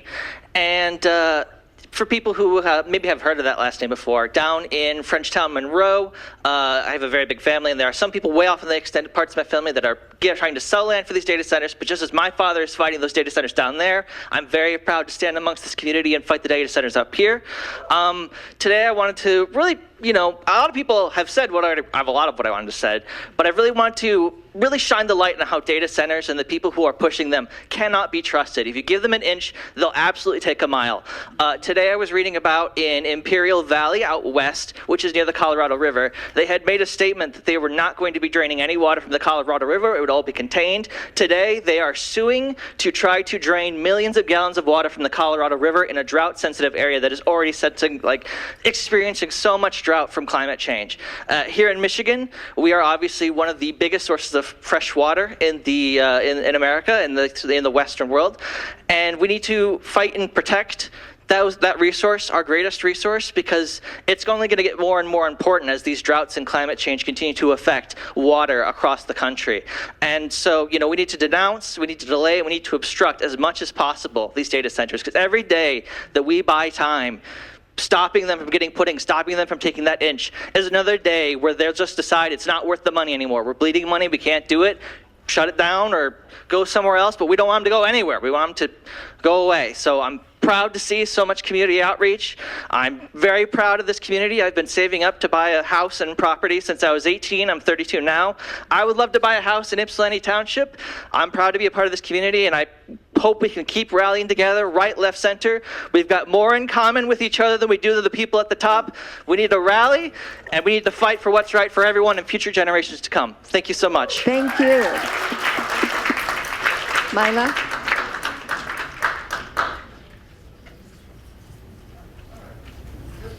All right, thanks. My name is Matt Young. I live in Ypsi Township. We have a house here. had it for a few years. You guys say you're doing all you can, and I'm not going to challenge that, but there's all these townships, all these different councils trying to fight data centers. You guys need to brainstorm together to find some new barriers. Those of us, any barriers we can obstruct to stop them from building these data centers. It's not just not in my backyard, it's like not in this state, preferably not in this country. Something that all of us who showed up can do is we gotta like keep working at this, not just show up and just say that that's good, we did our job, but we gotta keep working at it. And we can't use any of these AI products that these kind of people like Altman's up there is promoting, because we need them to see not only do we not want these data centers, we don't want these products, these services anymore. And then they'll have no need for them because no one will want it.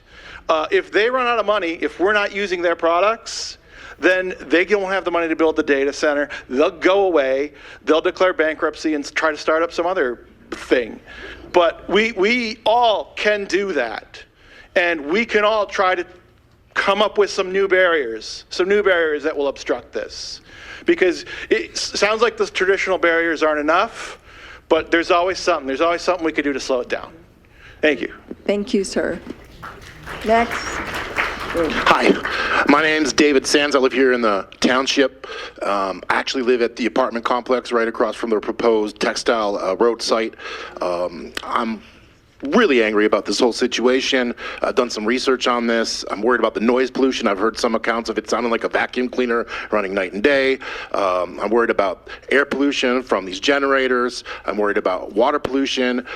Here at the apartment complex where I live, a lot of senior citizens, a lot of veterans, a lot of people with disabilities, really concerned about the health impacts on them as well as myself.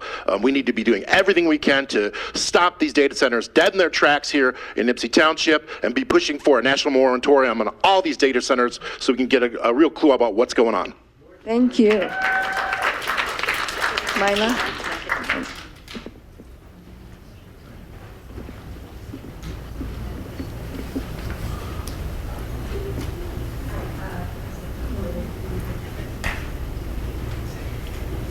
Can you hear me?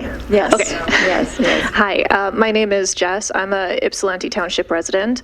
I've been coming to these meetings for almost a year now, and I can say I've witnessed firsthand the impact that regular people showing up, talking to the township board, and talking to each other has had. And a lot of what I'm hearing consistently at each of these meetings, even though I've watched the turnout get bigger and bigger, is I didn't know about this. I have no idea this was going on. So everyone around here is looking for something to do, like an ask, something that they can do. What you can do is go out and find 3 people who didn't know about this and tell them.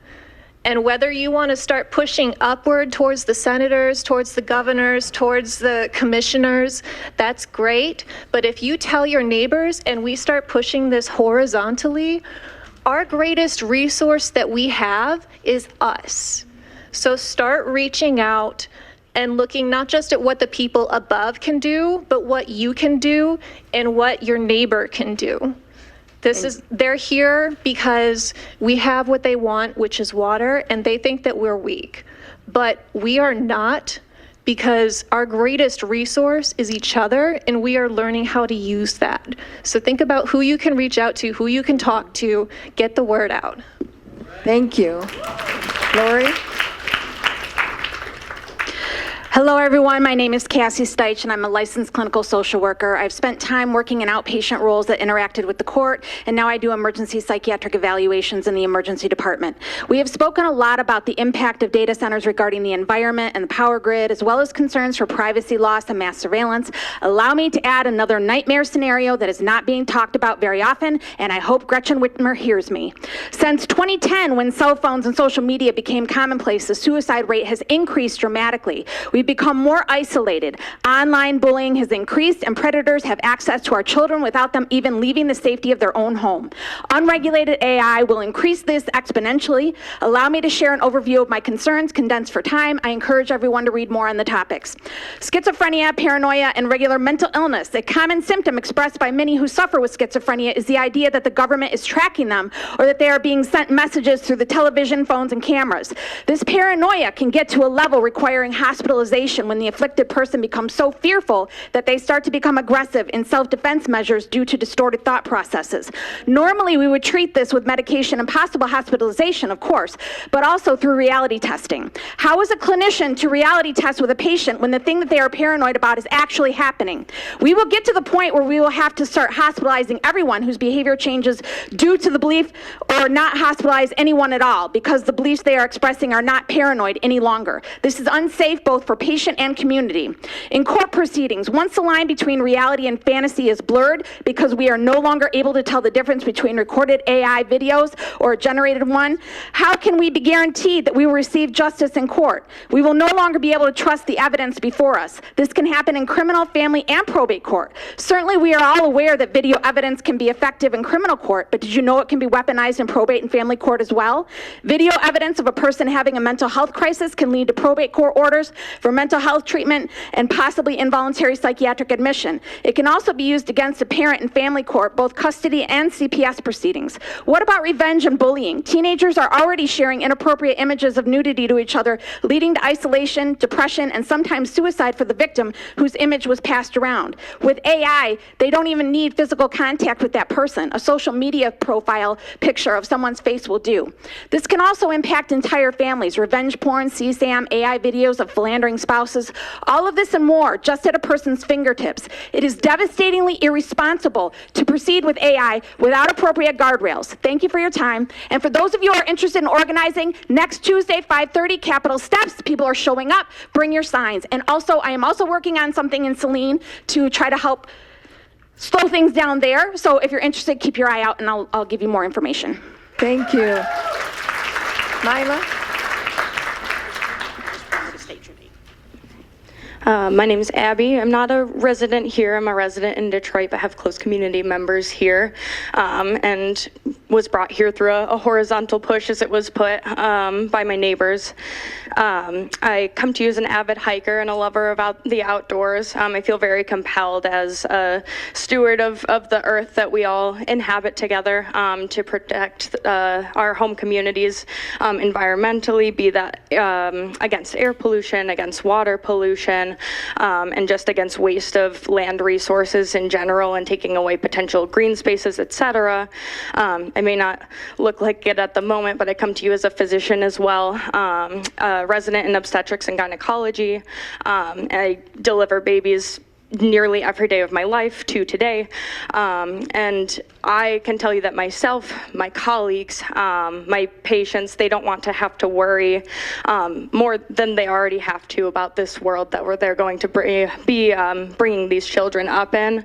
Not only can, the environmental impacts, like I mentioned before, water, air, etc., impact mothers, impact the pregnancies in utero, and have deleterious effects on the fetus.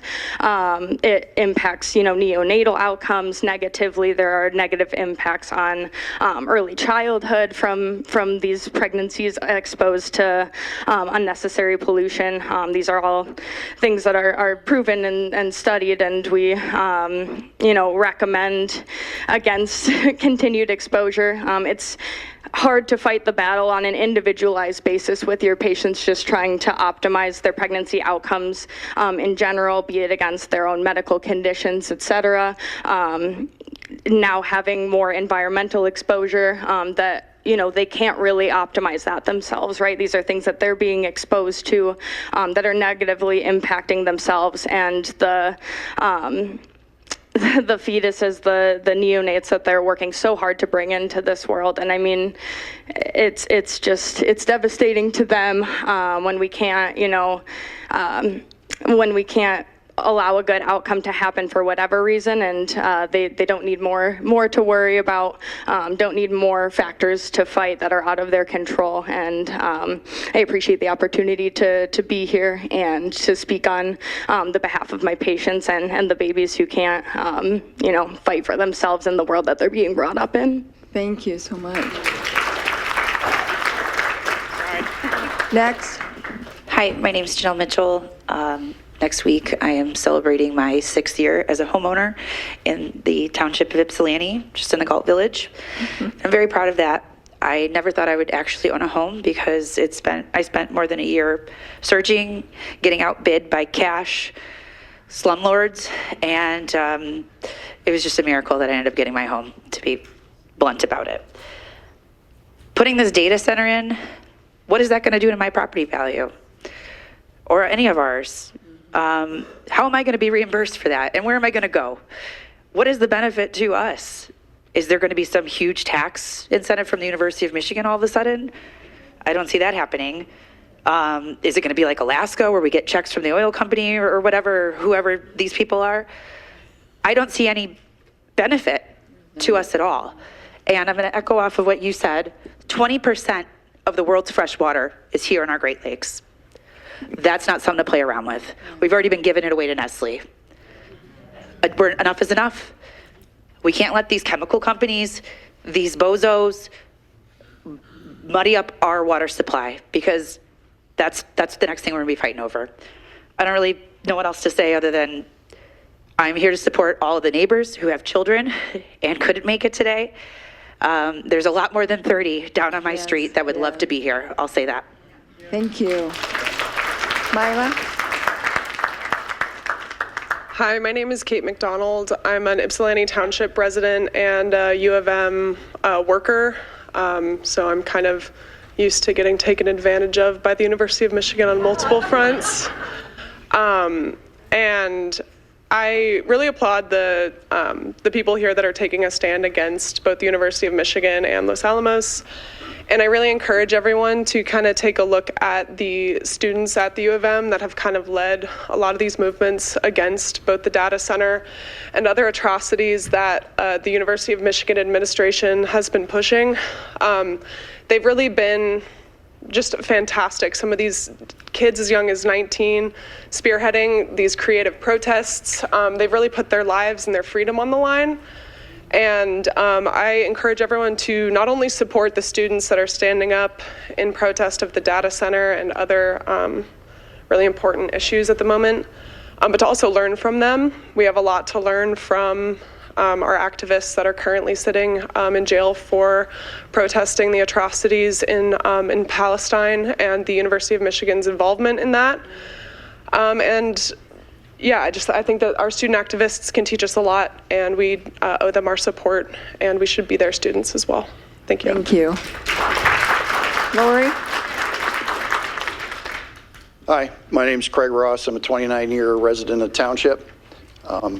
This shouldn't really be called a data center. It's really a high-performance computing center.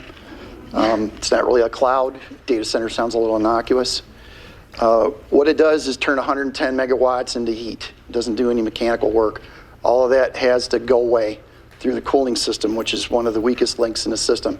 As Mr. Mayhew brought up earlier, most of them are open loop systems. If this thing were to run open loop, it would consume about 1 million gallons of water a day and just turn that into vapor. If you force them to use a closed loop system, the system would have to be about 10 times the size of what it would with an open loop system, because you're not evaporating the water anymore. You have to blow it away with the radiator and fans. The fans and the pumps they don't make what's called white noise, which is like broadband noise. It's across the entire spectrum. It's tonal noise. The way we regulate sound is by the state ordinances, state law, I think, is 65 decibels during a day, 55 at night. Ann Arbor's is 55, but that's assuming white noise. Tonal noise, which all these pumps and fans will be, they're running synchronous motors. They'll have spectral content that's not unlike motors and engines and so forth. That will bother you at levels that are way below 65 or 55 decibels. Doug Winters talked about the water and the PFAS and so forth. We don't know what's in the portion of the water that would be inside the system even before it goes to the water to air system portion of the cooling. That is the coolant that gets directly to the chips. But that will leak. It has tens of thousands of connections in it, and eventually those will leak. And so you've got this containment issue. Some of that stuff will get into the effluent that goes into YCUA, hence the moratorium. None of that's regulated, so the waste of these systems is underregulated. The noise that they make is underregulated. I think there's an opportunity here for perhaps the board, certainly the state, to create ordinances or state laws that are stiff enough to basically put this thing out of business. Thank you. Thank you. Mila? Yep. Hi, my name is Lauren, and I happen to live in the host city for the University of Michigan. I apologize.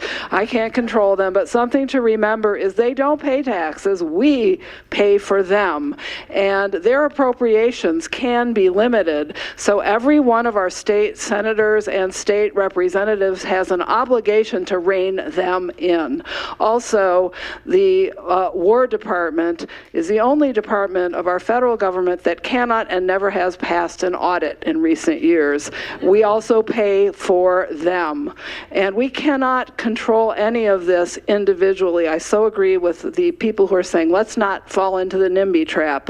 And also in terms of the water, Ann Arbor's water is at risk because the city of Ann Arbor and our current mayor refused to try to engage in getting Superfund status for the Gelman plume, which is getting very close to destroying the drinking water for the city of Ann Arbor. And guess where they want to get it if we can't get it anymore on our own?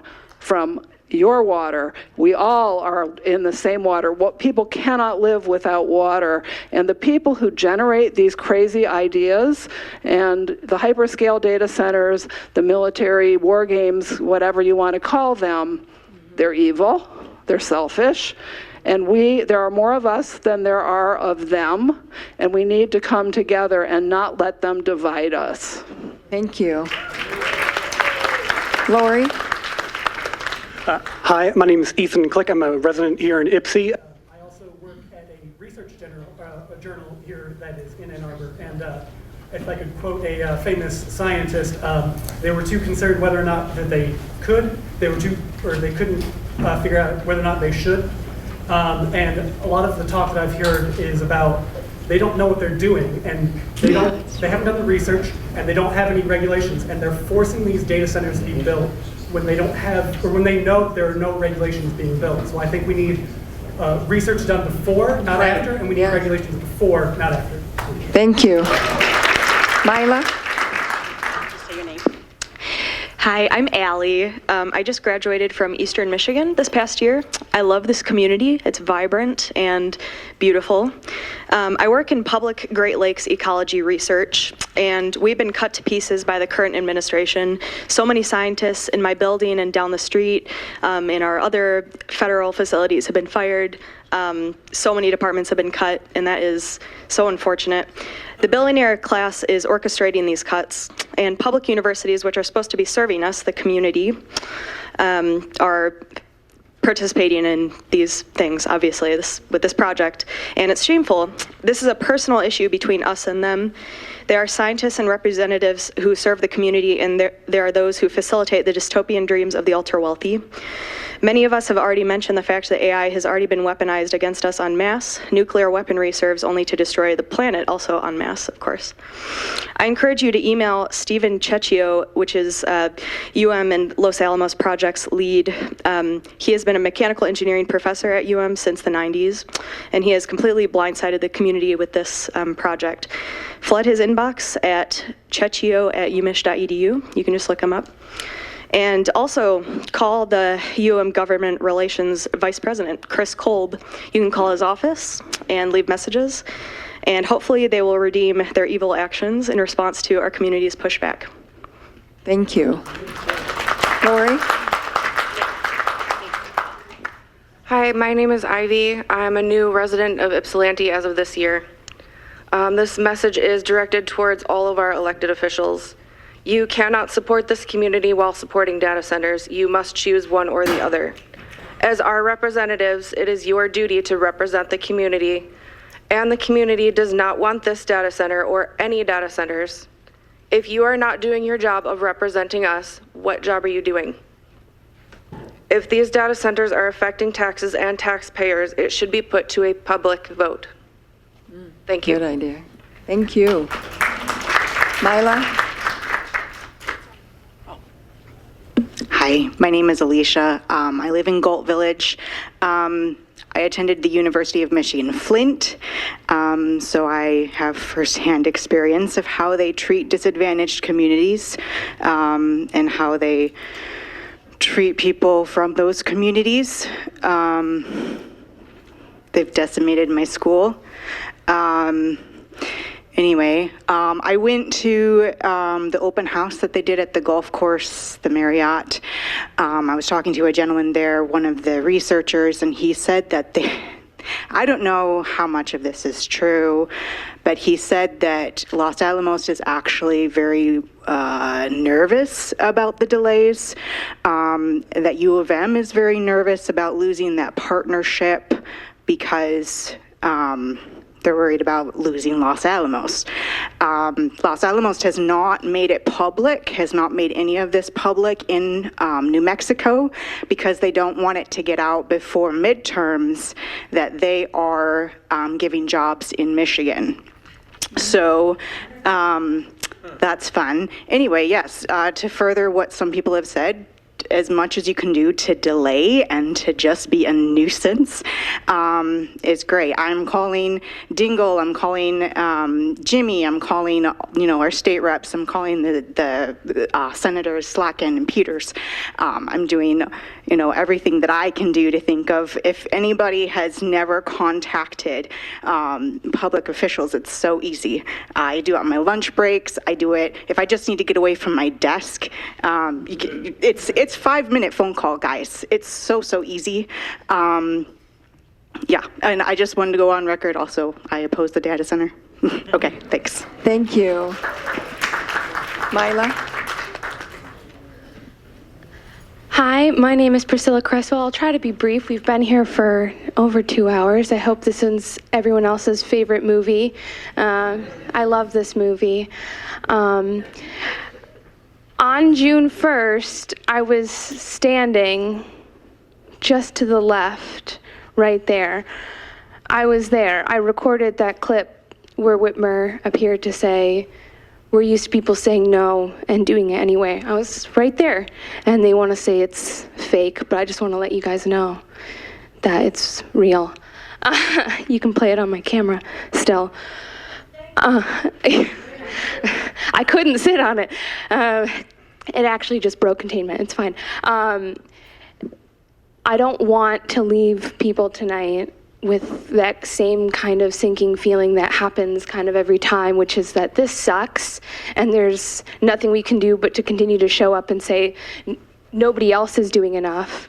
And I think depending on who you are in this room and the history that you've lived, you've known for a very long time that these people don't care about you. They're not going to stand up for you. They don't think about your interests. They're not here to represent you. They're here to represent their own interests. And that's how it has been. And this is not new. It's not new. And I know many of you know that and you feel that. There is something that you are allowed to do in this state as a citizen. If we were to codify Michigan Constitution, to overrule the part of the Constitution of Michigan that says that universities can do whatever they want, regardless of local ordinances, regardless, it would take 2/3 of the House and the Senate to agree. And knowing the people who are standing up there, and knowing the people who are working in Ann Arbor, who work in other parts of the government, and kind of the Ouroboros of baby birds vomiting money into each other's mouths over and over again, including Sam Altman and U of M, it would be really tough to do 2/3 of the House and the Senate to codify the Michigan Constitution to say that universities can't just do whatever they want, regardless of what you think and what you want. But you can collect 500,000 signatures and push a ballot initiative. You can do that for anything that you want.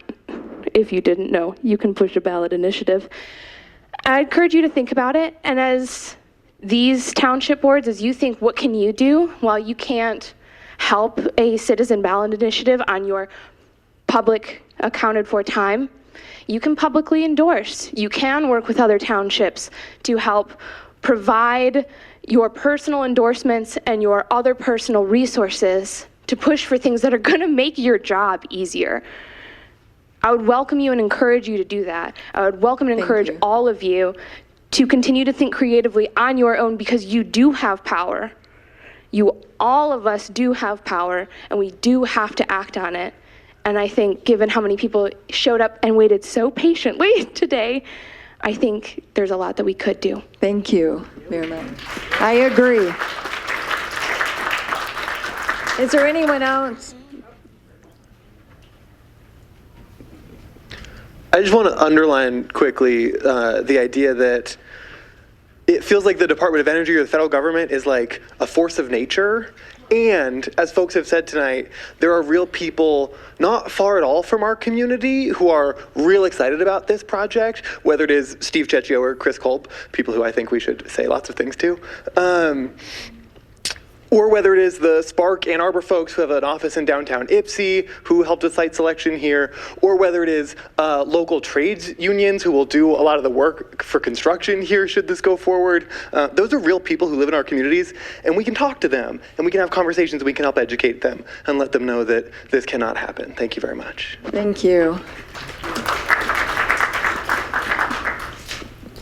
If it's one more here, and then if it's okay, after a few more people, we do need to get on with the agenda. My name is Alyssa. I live in Ypsilanti. Monday morning on August 6, 1945, dawned bright and clear in Hiroshima. As the summer sun climbed rapidly in the sky, the temperature rose. The air raid warning just after midnight at 12:25 a.m. was cleared at 2:10 a.m. Having finally settled back to sleep, people were abruptly wakened by another siren at 7:09 a.m. That turned out to be a U.S. military reconnaissance plane cruising at high altitude, so the all clear was sounded at 7:31 a.m. Sighing in relief, people returned from their air raid shelters and other places of refuge. They were eating late breakfasts or on their way to work, beginning the day. Suddenly, a bell in the information relay room at the Hiroshima Central Broadcasting Station signaled the notice to broadcast an air raid alarm. 8:50 a.m. on August 6, 1945, the first atomic bomb used against humans was dropped on Hiroshima. 600 meters over the city, and with a blinding flash, the atomic bomb exploded 43 seconds after being dropped, creating a fireball that blazed like the sun. More than 1 million degrees Celsius at its center. In 1 second, the fireball reached a radius of over 200 meters, and the surface temperature near the hypocenter rose to 3,000 to 4,000 degrees Celsius. A fraction of a second after the atomic bomb exploded, it generated a tremendous shock wave of compressed air. At the hypocenter, this blast wind reached 440 meters per second, faster than the speed of sound. At the time of the explosion, fierce heat rays and radiation burst out in every direction, causing the air around the fireball to expand and creating a super high pressure blast. As a brilliant thermal flash covered the city with a tremendous roaring blast, Hiroshima was instantly leveled. A huge pillar of flame shot up into the air and volumes of smoke curled upward.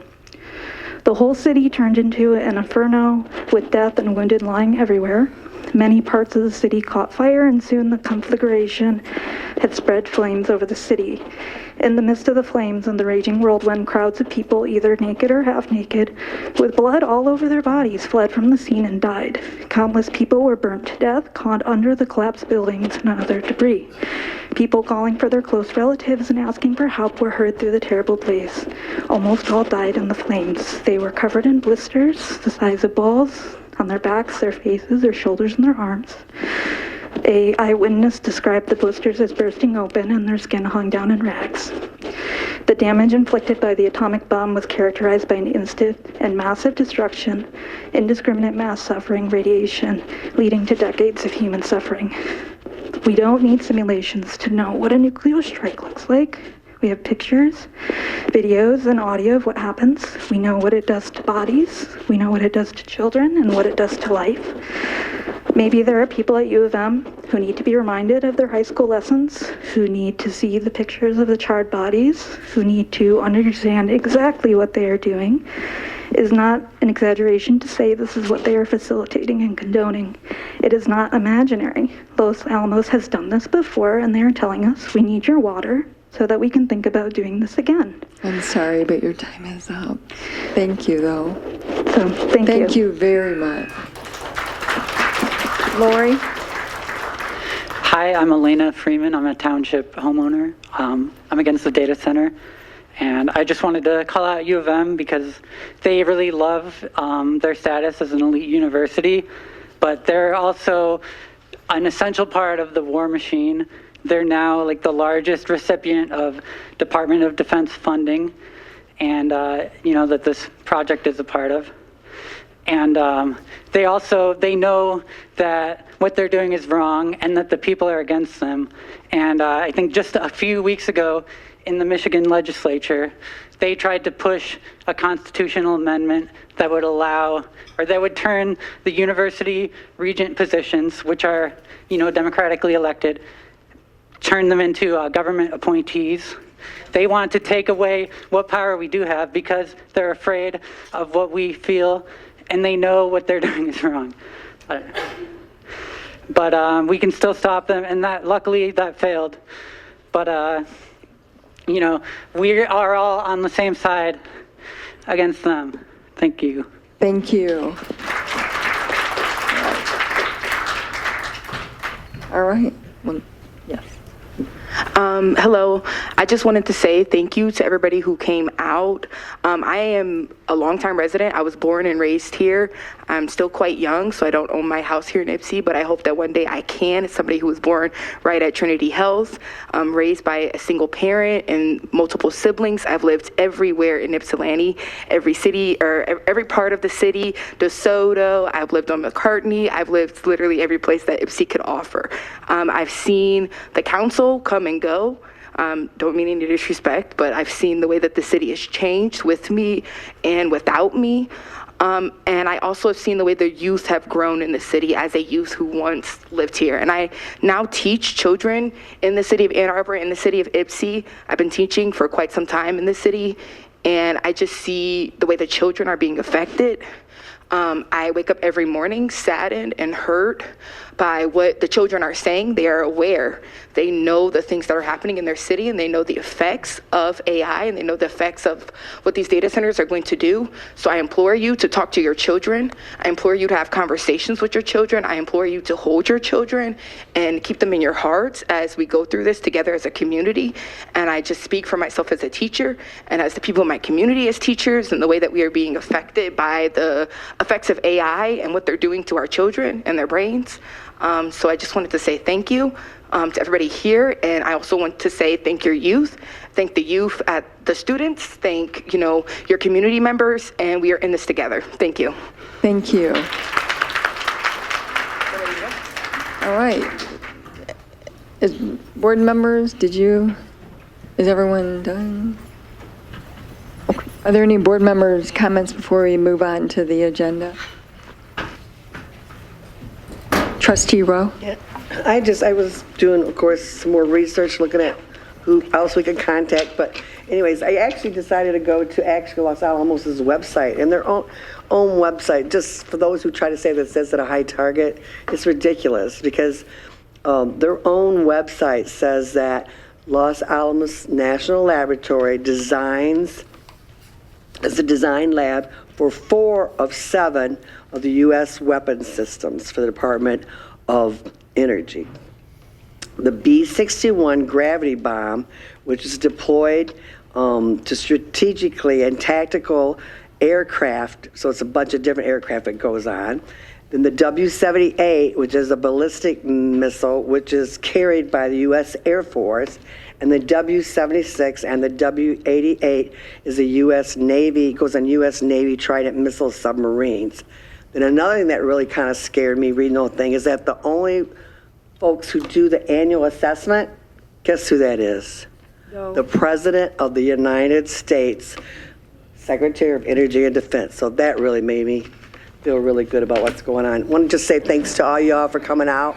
And believe me, we've all scattered. I don't know who that group is that meets and stuff. So if someone could just email us as township, who you are or how we can contact you or be on your page. I know that you're out there because I read a lot, but I don't know like what the official way to actually, to get a hold. So if, you could provide that information, that would be really great. And I just want to say this because I think that there's still a great misunderstanding.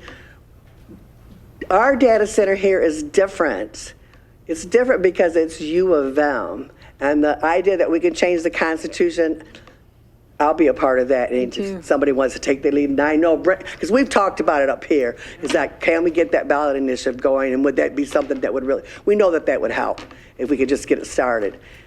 Even research the number of people who have to sign that. But because it's U of M, they don't have to do anything. We don't get to vote on anything. Not like Van Buren and not like Augusta, not like, we will not get to vote on anything. They don't have to even submit a plan here. Nothing comes here. So we don't, as far as anything technical, we won't, the Yucca thing, of course, is totally different on the water, and there's some other stuff that's come up, but it's all gonna go through the state of Michigan and Eagle, and they're the folks that they're gonna go through. And then, of course, we're planning other kinds of avenues too that are going to get out there. Don't forget to write and email the Board of Regents. They're the ones that voted on this, so don't forget them. That's all. Thanks for coming. Thank you. Any other board member? Yes. Clerk Swanson. So I just want to say thank you to everyone for coming. Again, we see you, we hear you. We do care about you. You matter. The other name that I would want to add to the list of contacts is Paul Corliss, who is he's like a public relations speaker. He was quoted in the article when we passed when Yucca passed the moratorium as that he was disappointed in the elected officials, that we're not reciprocating. Not reciprocating, I guess I could pull it up, reciprocating. We weren't reciprocating, but I'm like, I don't understand. Just so people know, we've never been in any meeting with Paul Corliss. Little research, he was hired after January 2016. He came here from Texas. 2026? Sorry, 2026, sorry. He came here after January, and he's now the person that speaks on behalf of U of M. So again, another sign of what they think about us. They send someone to make public comments about something who's never met us. I don't believe he was in the poster sessions that people talked about where they were telling us what they were going to do. They don't take us seriously. And when we say to them in meetings when we were with them, this isn't a good thing, or the concerns we have, the fact that plans, like, can we see your plans? They've told us we don't have to do that. So they don't take us seriously. So I would add that name. He said that, they wish to engage with the township in good faith, that they remain committed to engaging transparently and in good faith. You have to meet with people to be doing anything in good faith. And the other thing the other thing is they tried to, the very few times that we've met with them, is to do what some people described. Well, where would you like it? Do you think it should go on the west side? Where do you think it should go? We've told them no. We don't wish this on anyone, I think is exactly Brenda Stumbo's words. Then they ask us, well, what do you want? As if we're for sale. Initially, Supervisor Stumbo said, well, pay taxes, fire and police, do that. No, we're not going to do that. And then they asked, I think it was a senator who recommended that they do a boardwalk. When we were like, yeah, that's not going to work. So what they try to do is get you to say, well, what do you want? And we've simply said every time, we're not going to give you a list of things because then we would be complicit with what you're trying to do here. We don't want it here. It's not good for people. And it has evolved. Originally, it was 20 acres, 200 jobs, $200,000 or more, and 200 or 250 gallons of water. Or not gallons, how much water was it? 250 million? 250 million. It is now over, I think, 560 million, they're saying. So it has moved, shifted, the goalpost keeps going. But the bottom line is they don't care about us. Because if they cared about us, they would meet with your people and take us seriously. They don't take us seriously. We've raised noise. One of the very first meetings we were in with them, we said, what about the noise? What about the animals? And it was just dismissed as if, well, they have researchers. The researchers can help us with that. If you've got researchers who can tell us what's going to happen, why hasn't that already been explained? The truth is, as someone said, they don't really know, which is very disappointing for a research institution to be putting this on somebody when you don't really know. And that's not good faith. Researchers in good faith show the research so that everybody can see it. That's not what's happened here. So we are not okay with this, but I would add that name to it because I don't understand how the university can put someone in charge of communicating what's happening when they've not been here very long and they've never attended a meeting that we've been in. They don't know what we think. They can't speak. Anything that person's speaking on would be hearsay they've heard from somebody else. That's not good journalism. The person's background is sports journalism. So that's not good journalism, not hearsay. So it's very concerning. They're disappointed in us. We're disappointed in them. We can probably agree that we're reciprocating that with each other. Thank you. Any other board members? I did want to just give an update on what's happened since our April meeting.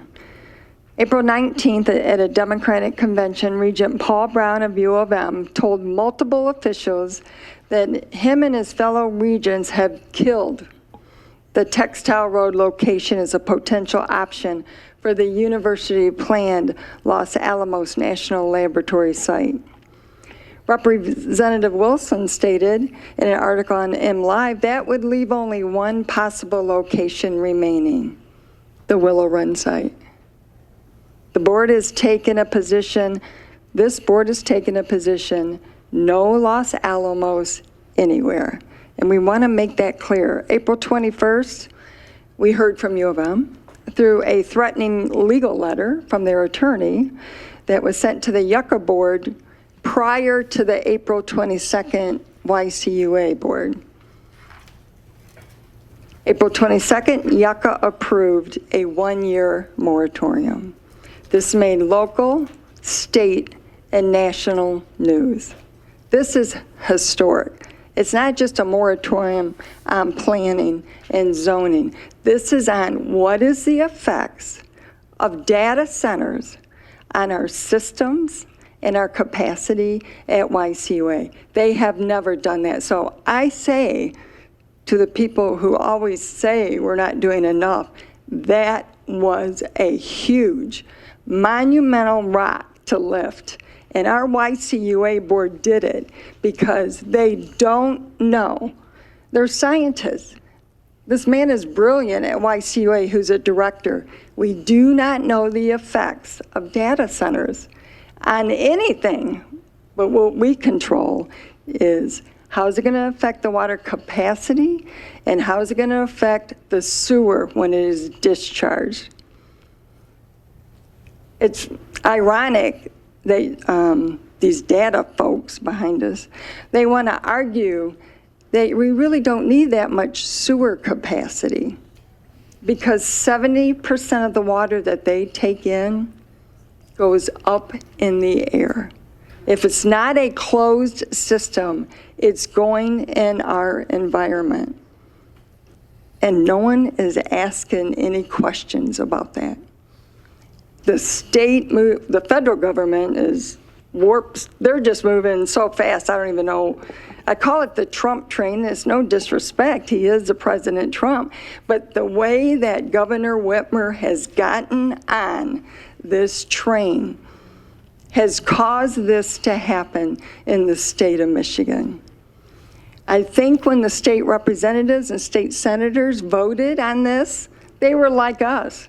They were like you guys. We really didn't know what a data center was. We know what we have in Ypsilanti Township. It collects and stores our data in a room.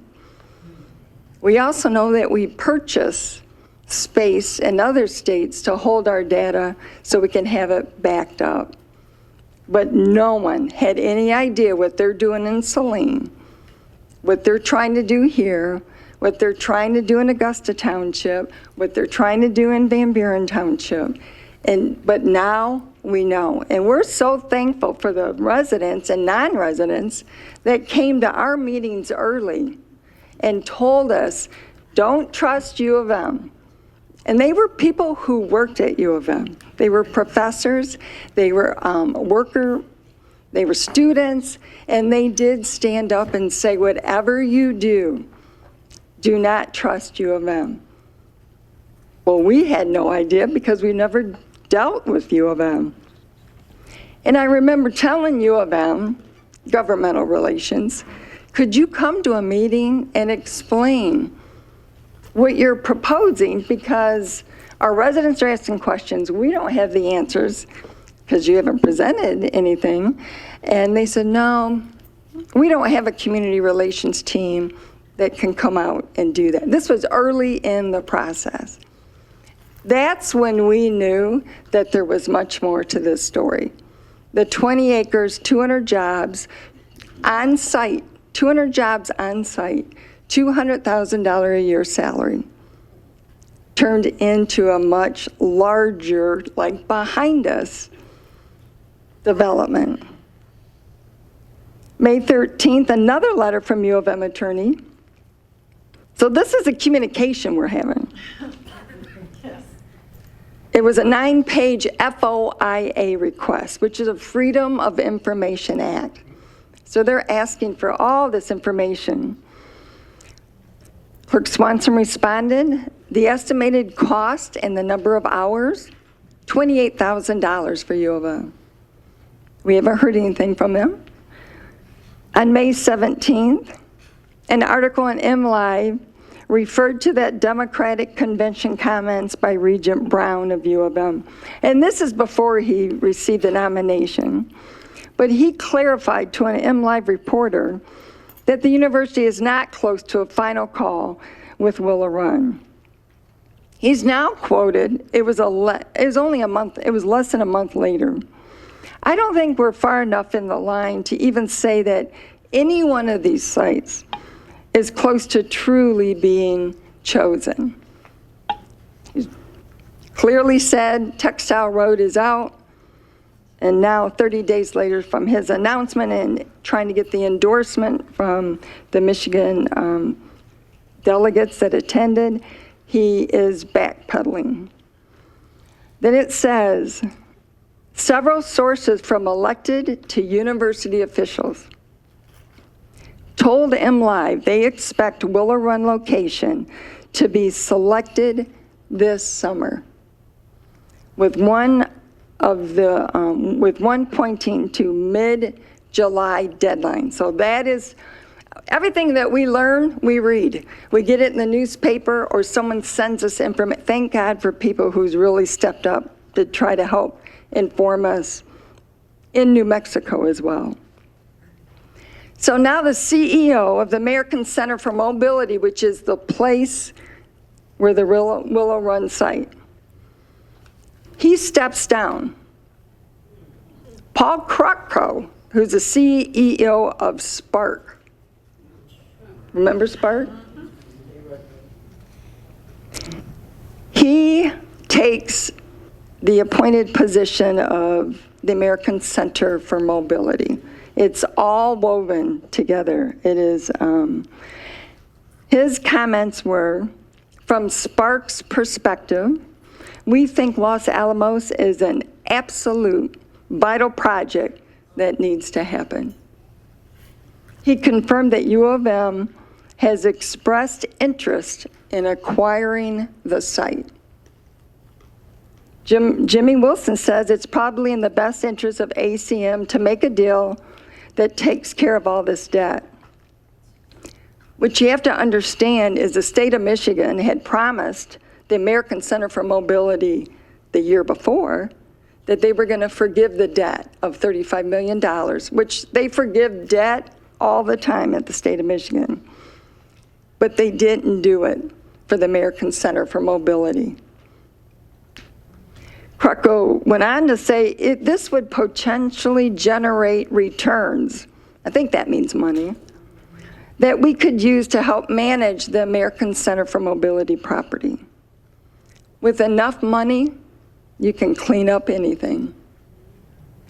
May 19th, we're so thankful the city of Ypsilanti approved a resolution supporting the YCUA moratorium. May 27th, our attorney, Mr. Winters, sent a 3-page, not a 9-page, FOIA request to the University of Michigan.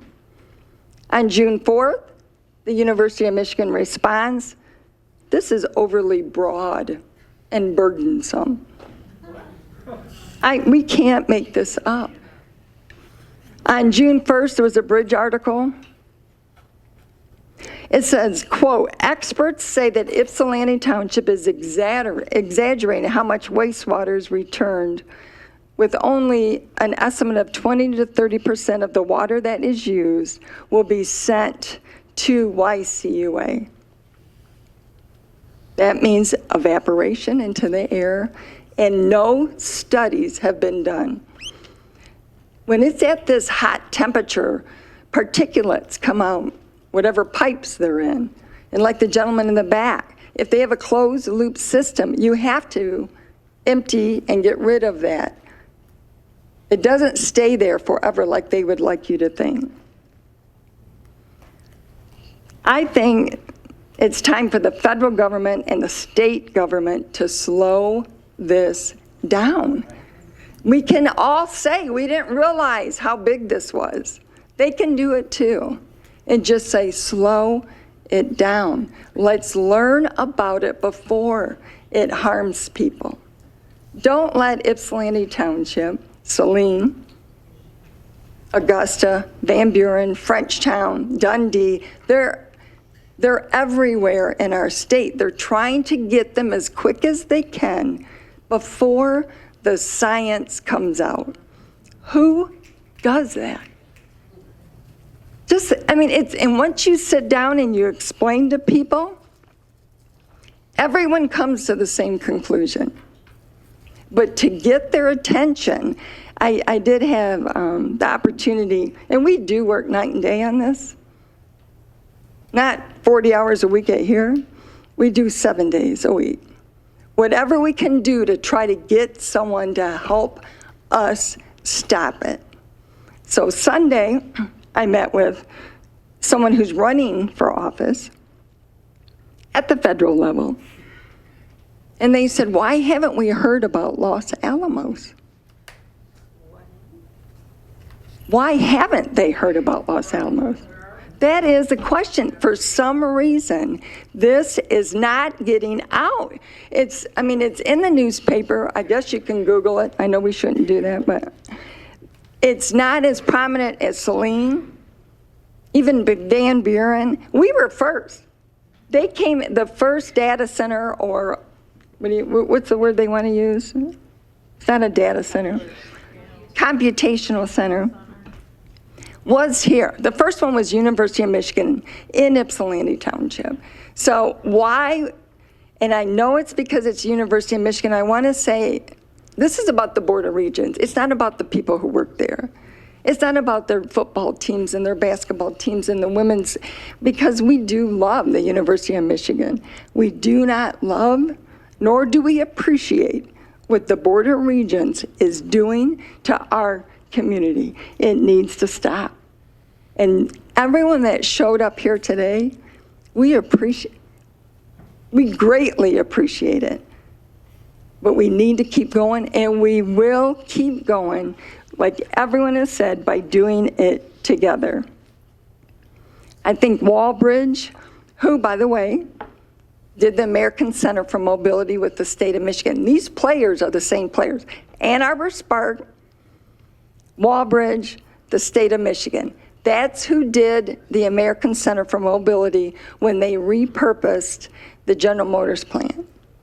And when it was demolished, they came up with this, and they do pay taxes.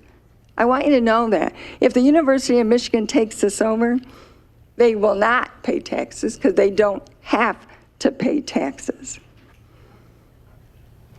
And I know we matter, but it feels like we don't matter because the University of Michigan, you've lost your way.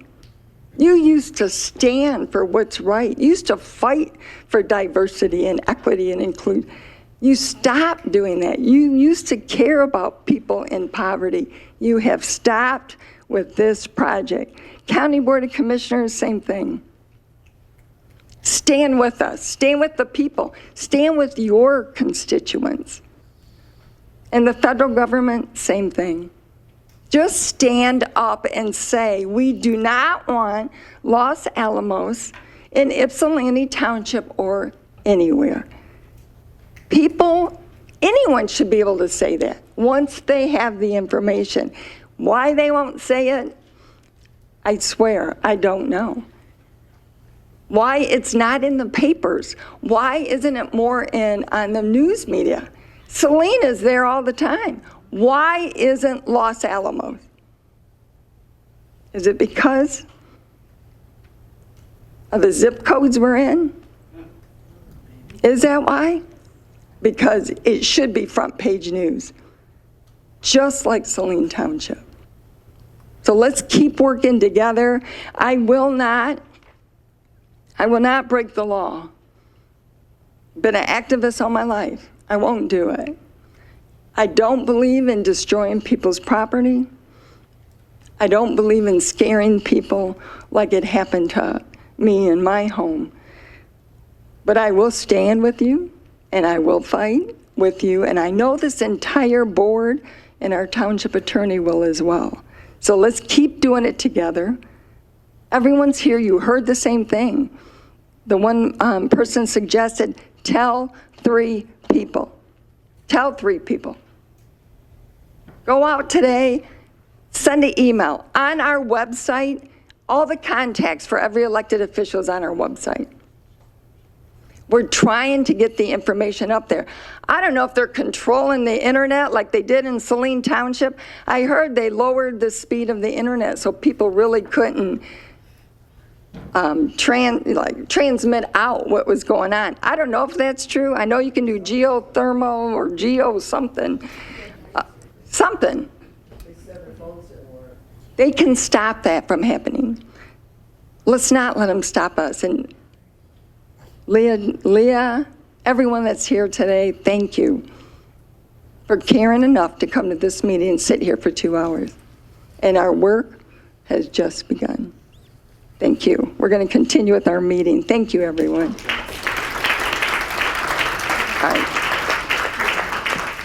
All right, under new business, we have approved resolution 2026-12, which is a Wires Orchard Annual Oberon 5K, July 17th, 2026, temporary road closure request. So moved. Oh, sorry. Motion Eldridge. And in light of the meeting, is that okay? We not read our support row? Are there questions or comments on this? Hearing none, all in favor? Aye. Opposed? Motion carries. Number 2 is Resolution 2026-13, which is Wires Orchard Annual Run, Scream Run, 5K, 10K, and Kids Mile, October 31st, 2026, temporary road closure. So move Peterson. Support Rowe. Motion Peterson, support Rowe. Is there discussion? Hearing none, all in favor? Aye. Opposed? Motion carried. Number 3 is Resolution 2026-14, recommendation to appoint. Oh. Where is, Crystal Loquat.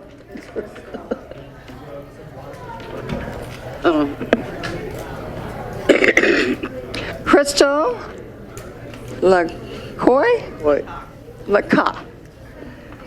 To our Planning Commission with a term ending 12/31/2026. So moved. Support. Motion Rowe, support Eldridge. Discussion? All in favor? Aye. She here? Thank you for your willingness to serve. We did have about 19 applications to be on our Planning Commission. Do we have a motion, do we have a motion and a support? Is that correct?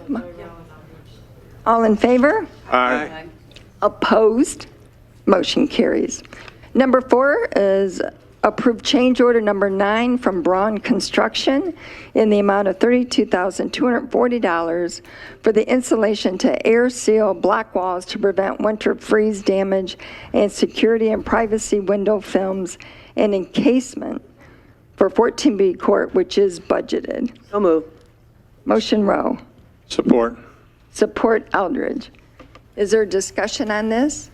Does this bring to, is this the last bill for this project? They've got less than 10,000 left. Okay, oh, we're almost there. This is 14B Court project. We have a motion support. All in favor? Aye. Opposed? Motion carried.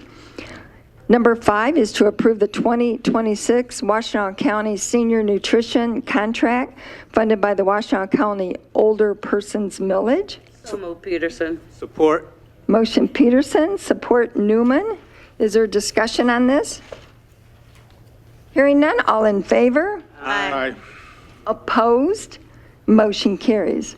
Number 6 is to waive the bidding portion of the financial policy and approve the single source quote for $126,986 from Bill Carr Signs for the purchase and installation of 3 replacement signs, which are located at the fire stations 1, 2, and 4, which is budgeted contingent upon a budget amendment.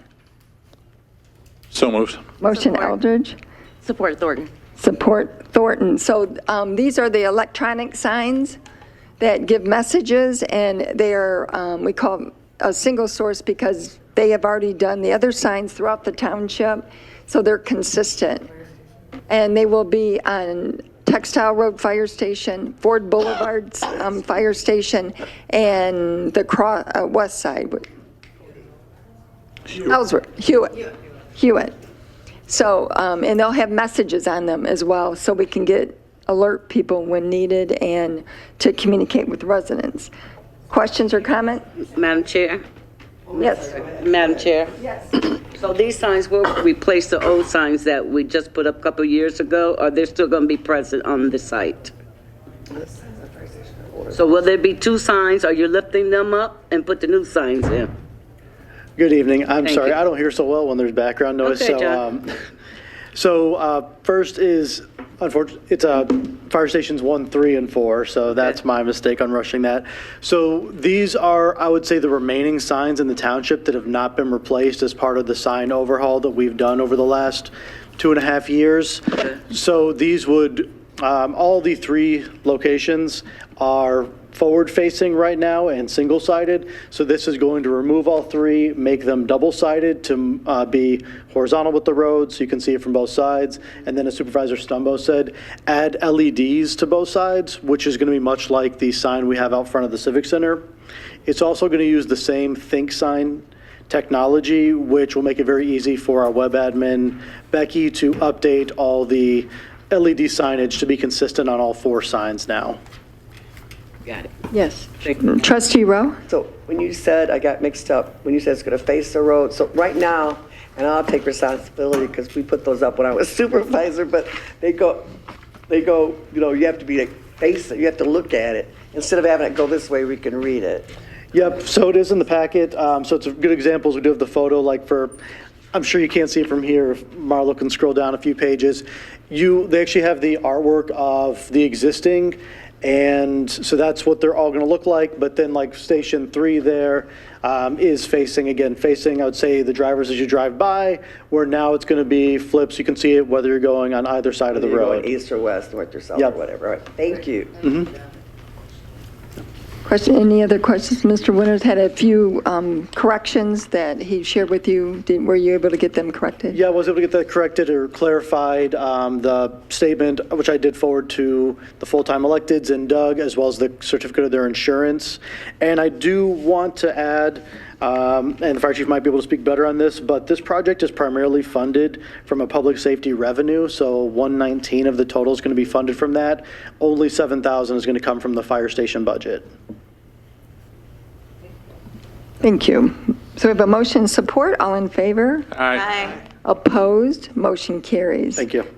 Thank you. Number 7 is to waive the bidding portion of the financial policy and approve a quote for $15,285 from A.F. Smith Electric to repair and replace 20 ball field lights at the community center, which is budgeted contingent upon the budget amendment. So move. Motion Rowe. Support. Support Thornton. Is there discussion on this? Hearing none, all in favor? Aye. Opposed? Motion carries.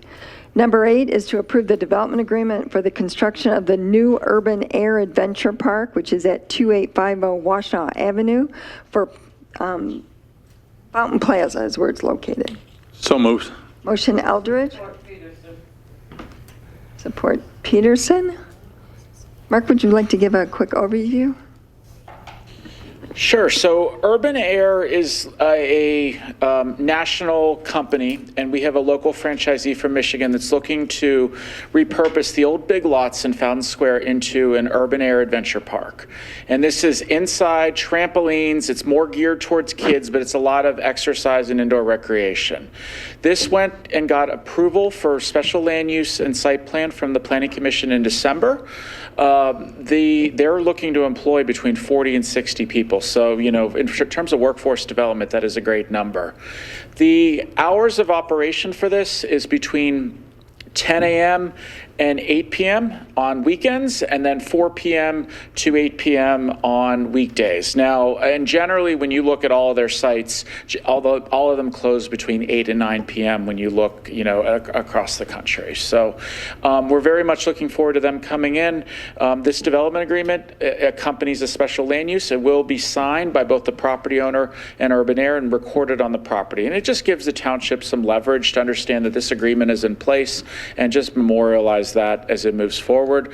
If this is approved tonight, we are actually going to start a pre-construction meeting on Thursday. They may owe a little bond, but that we'll be able to get moving very quickly. And I believe that they've ordered the equipment and already got preliminary approval from the building department. Are there questions regarding this development? I'm not sure, will they be open? I don't know, but I can report back to the board on that. I imagine it might take a month or two for construction, at least before they open to the public.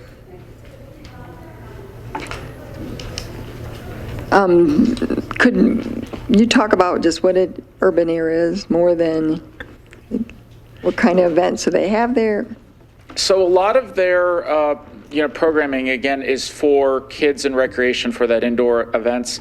They do private events, birthday parties, stuff like that, where it's still managed by a bunch of employees, but it allows, you can have a personal event there for your loved one or whatnot. But overall, they are open to the public. Unless they're closed for a private event, they're open to the public during those times, and they would be expected to follow the hours of operation even for private events. They wouldn't be allowed to have off-hours events, in the evening. So our indoor recreation is allowed, the zoning code allows it to be open till 11 p.m., but they have volunteered through the special land use that they would only be open till 8 p.m. I think it is important in light of a lot of things that are occurring in our community and across, actually, the state of Michigan, is not lease them out for night parties, because that has not gone well. And if that's not the intent, I want to make sure that that intent is on the record tonight, that it is 8 p.m. and it is for families and it is for kids. And, I just want to make sure that's the intent of it because If you of the want, things that we have had happen in the if you past wanted to week. amend and add the hours in the development agreement, that is definitely within the township's right. So.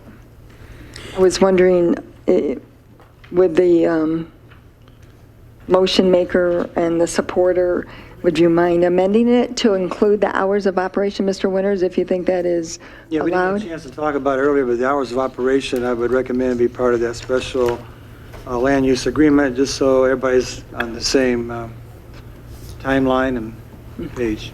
Okay. Yes.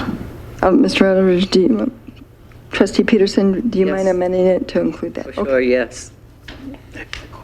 Trustee Rowe? I just had a question with, because you said that a lot of them are open to 9. I thought if they decided they wanted to do that, it's better for their business to be open to 9. I mean, can we like make that doable? I know that we don't want them open to midnight, but because it sounds like you want to put the specific time in the development agreement. Well, it would come back here if they What I- wanted to amend it. Okay, all right. You see what I'm saying? Yeah. And because, I mean, it has zip line, ropes course, climbing walls, trampoline, indoor playground. My question was answered. Thank you. Thank you. Yeah, if they'd like to change what they presented to the Planning Commission and what's before us, and they could amend that by going back to the Planning Commission, correct? Correct, through the special land use, and then there'd be an amendment to the development agreement as well. All right. Well, their hours that they told us were in their application, right? And 10 a.m. to 8 p.m. are generally the hours. You know, on weekdays, they might have shorter hours, but 10 a.m. to 8 p.m. Is what they provided. so we have a motion and support, all in favor? Just quick question. If you could come to the microphone, please.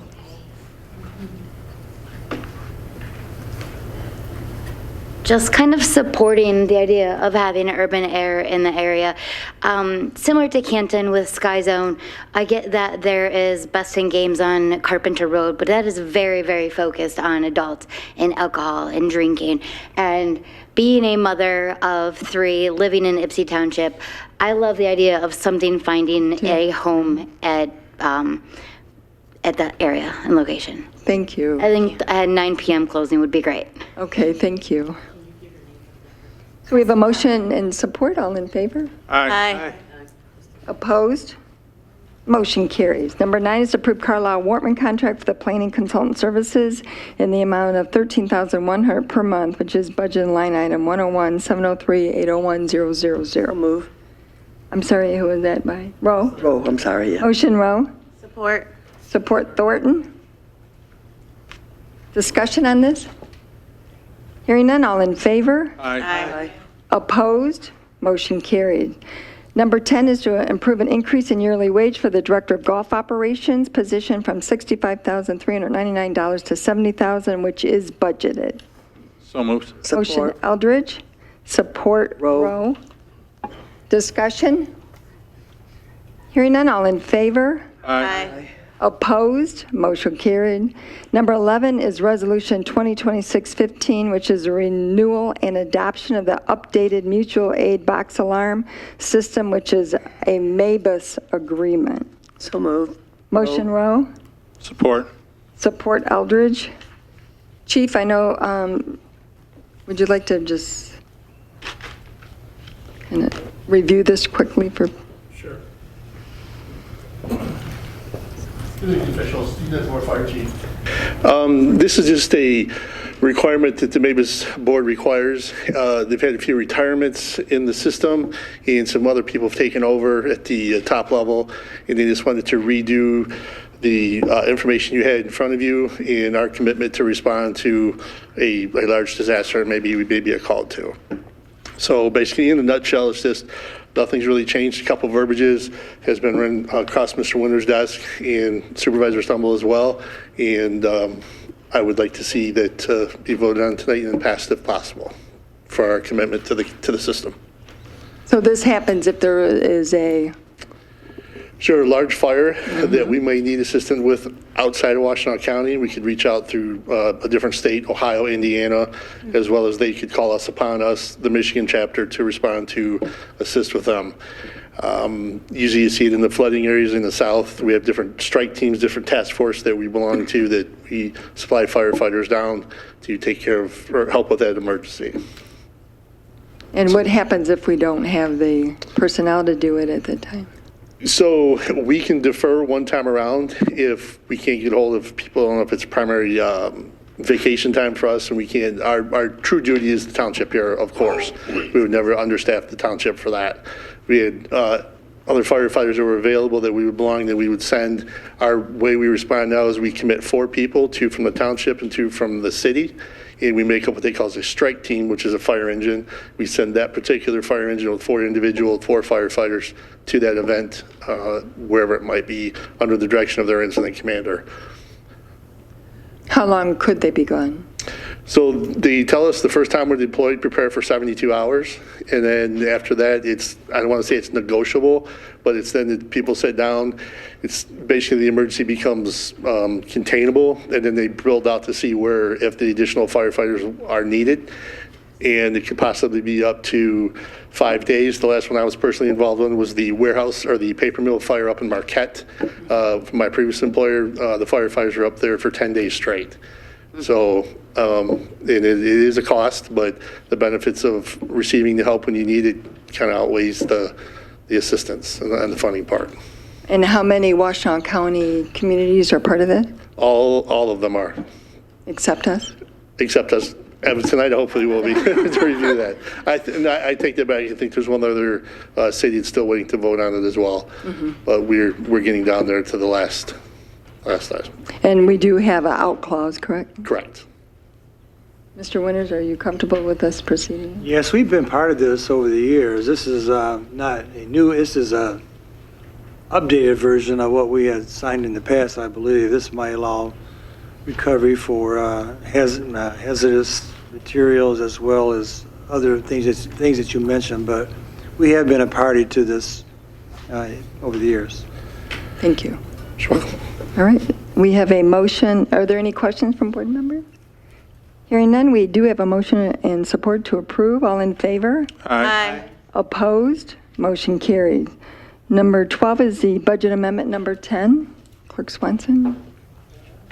You got to read that, yeah.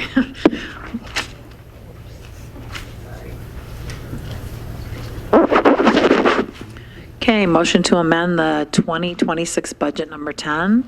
Move to increase the general fund budget by $123,149 to $13,050,853 and approve the department line item changes as outlined. Move to increase the fire fund budget by $126,986 to $7,384,306 and approve the department line item changes as outlined.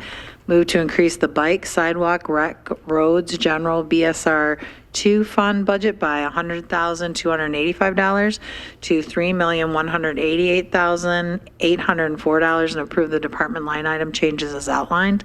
Move to increase the recreation fund budget by $115,719 to $1,220,373 and approve the department line item changes as outlined. Move to increase the hydro station fund budget by $50,000 to $611,266 and approve the department line item changes as outlined. So moved. Motion Swenson? Support. Support Eldridge. Is there discussion on this? Hearing none, all in favor? Aye. Opposed? Motion carries. Under authorization bids, request to seek sealed bids for one new Ford F-150 4x4 Super Crew XLT vehicle to support the fire department operations and emergency response. This is budgeted and will come back to the township board for approval. So moved. Motion Eldridge. Support. Support Thornton. Discussion? All in favor? Aye. Opposed? Motion carries. Motion to adjourn. Motion to adjourn. Motion Eldridge, Support Peterson. support Peterson. All in favor? Aye. Opposed? Meeting adjourns at 9 PM. Thank you.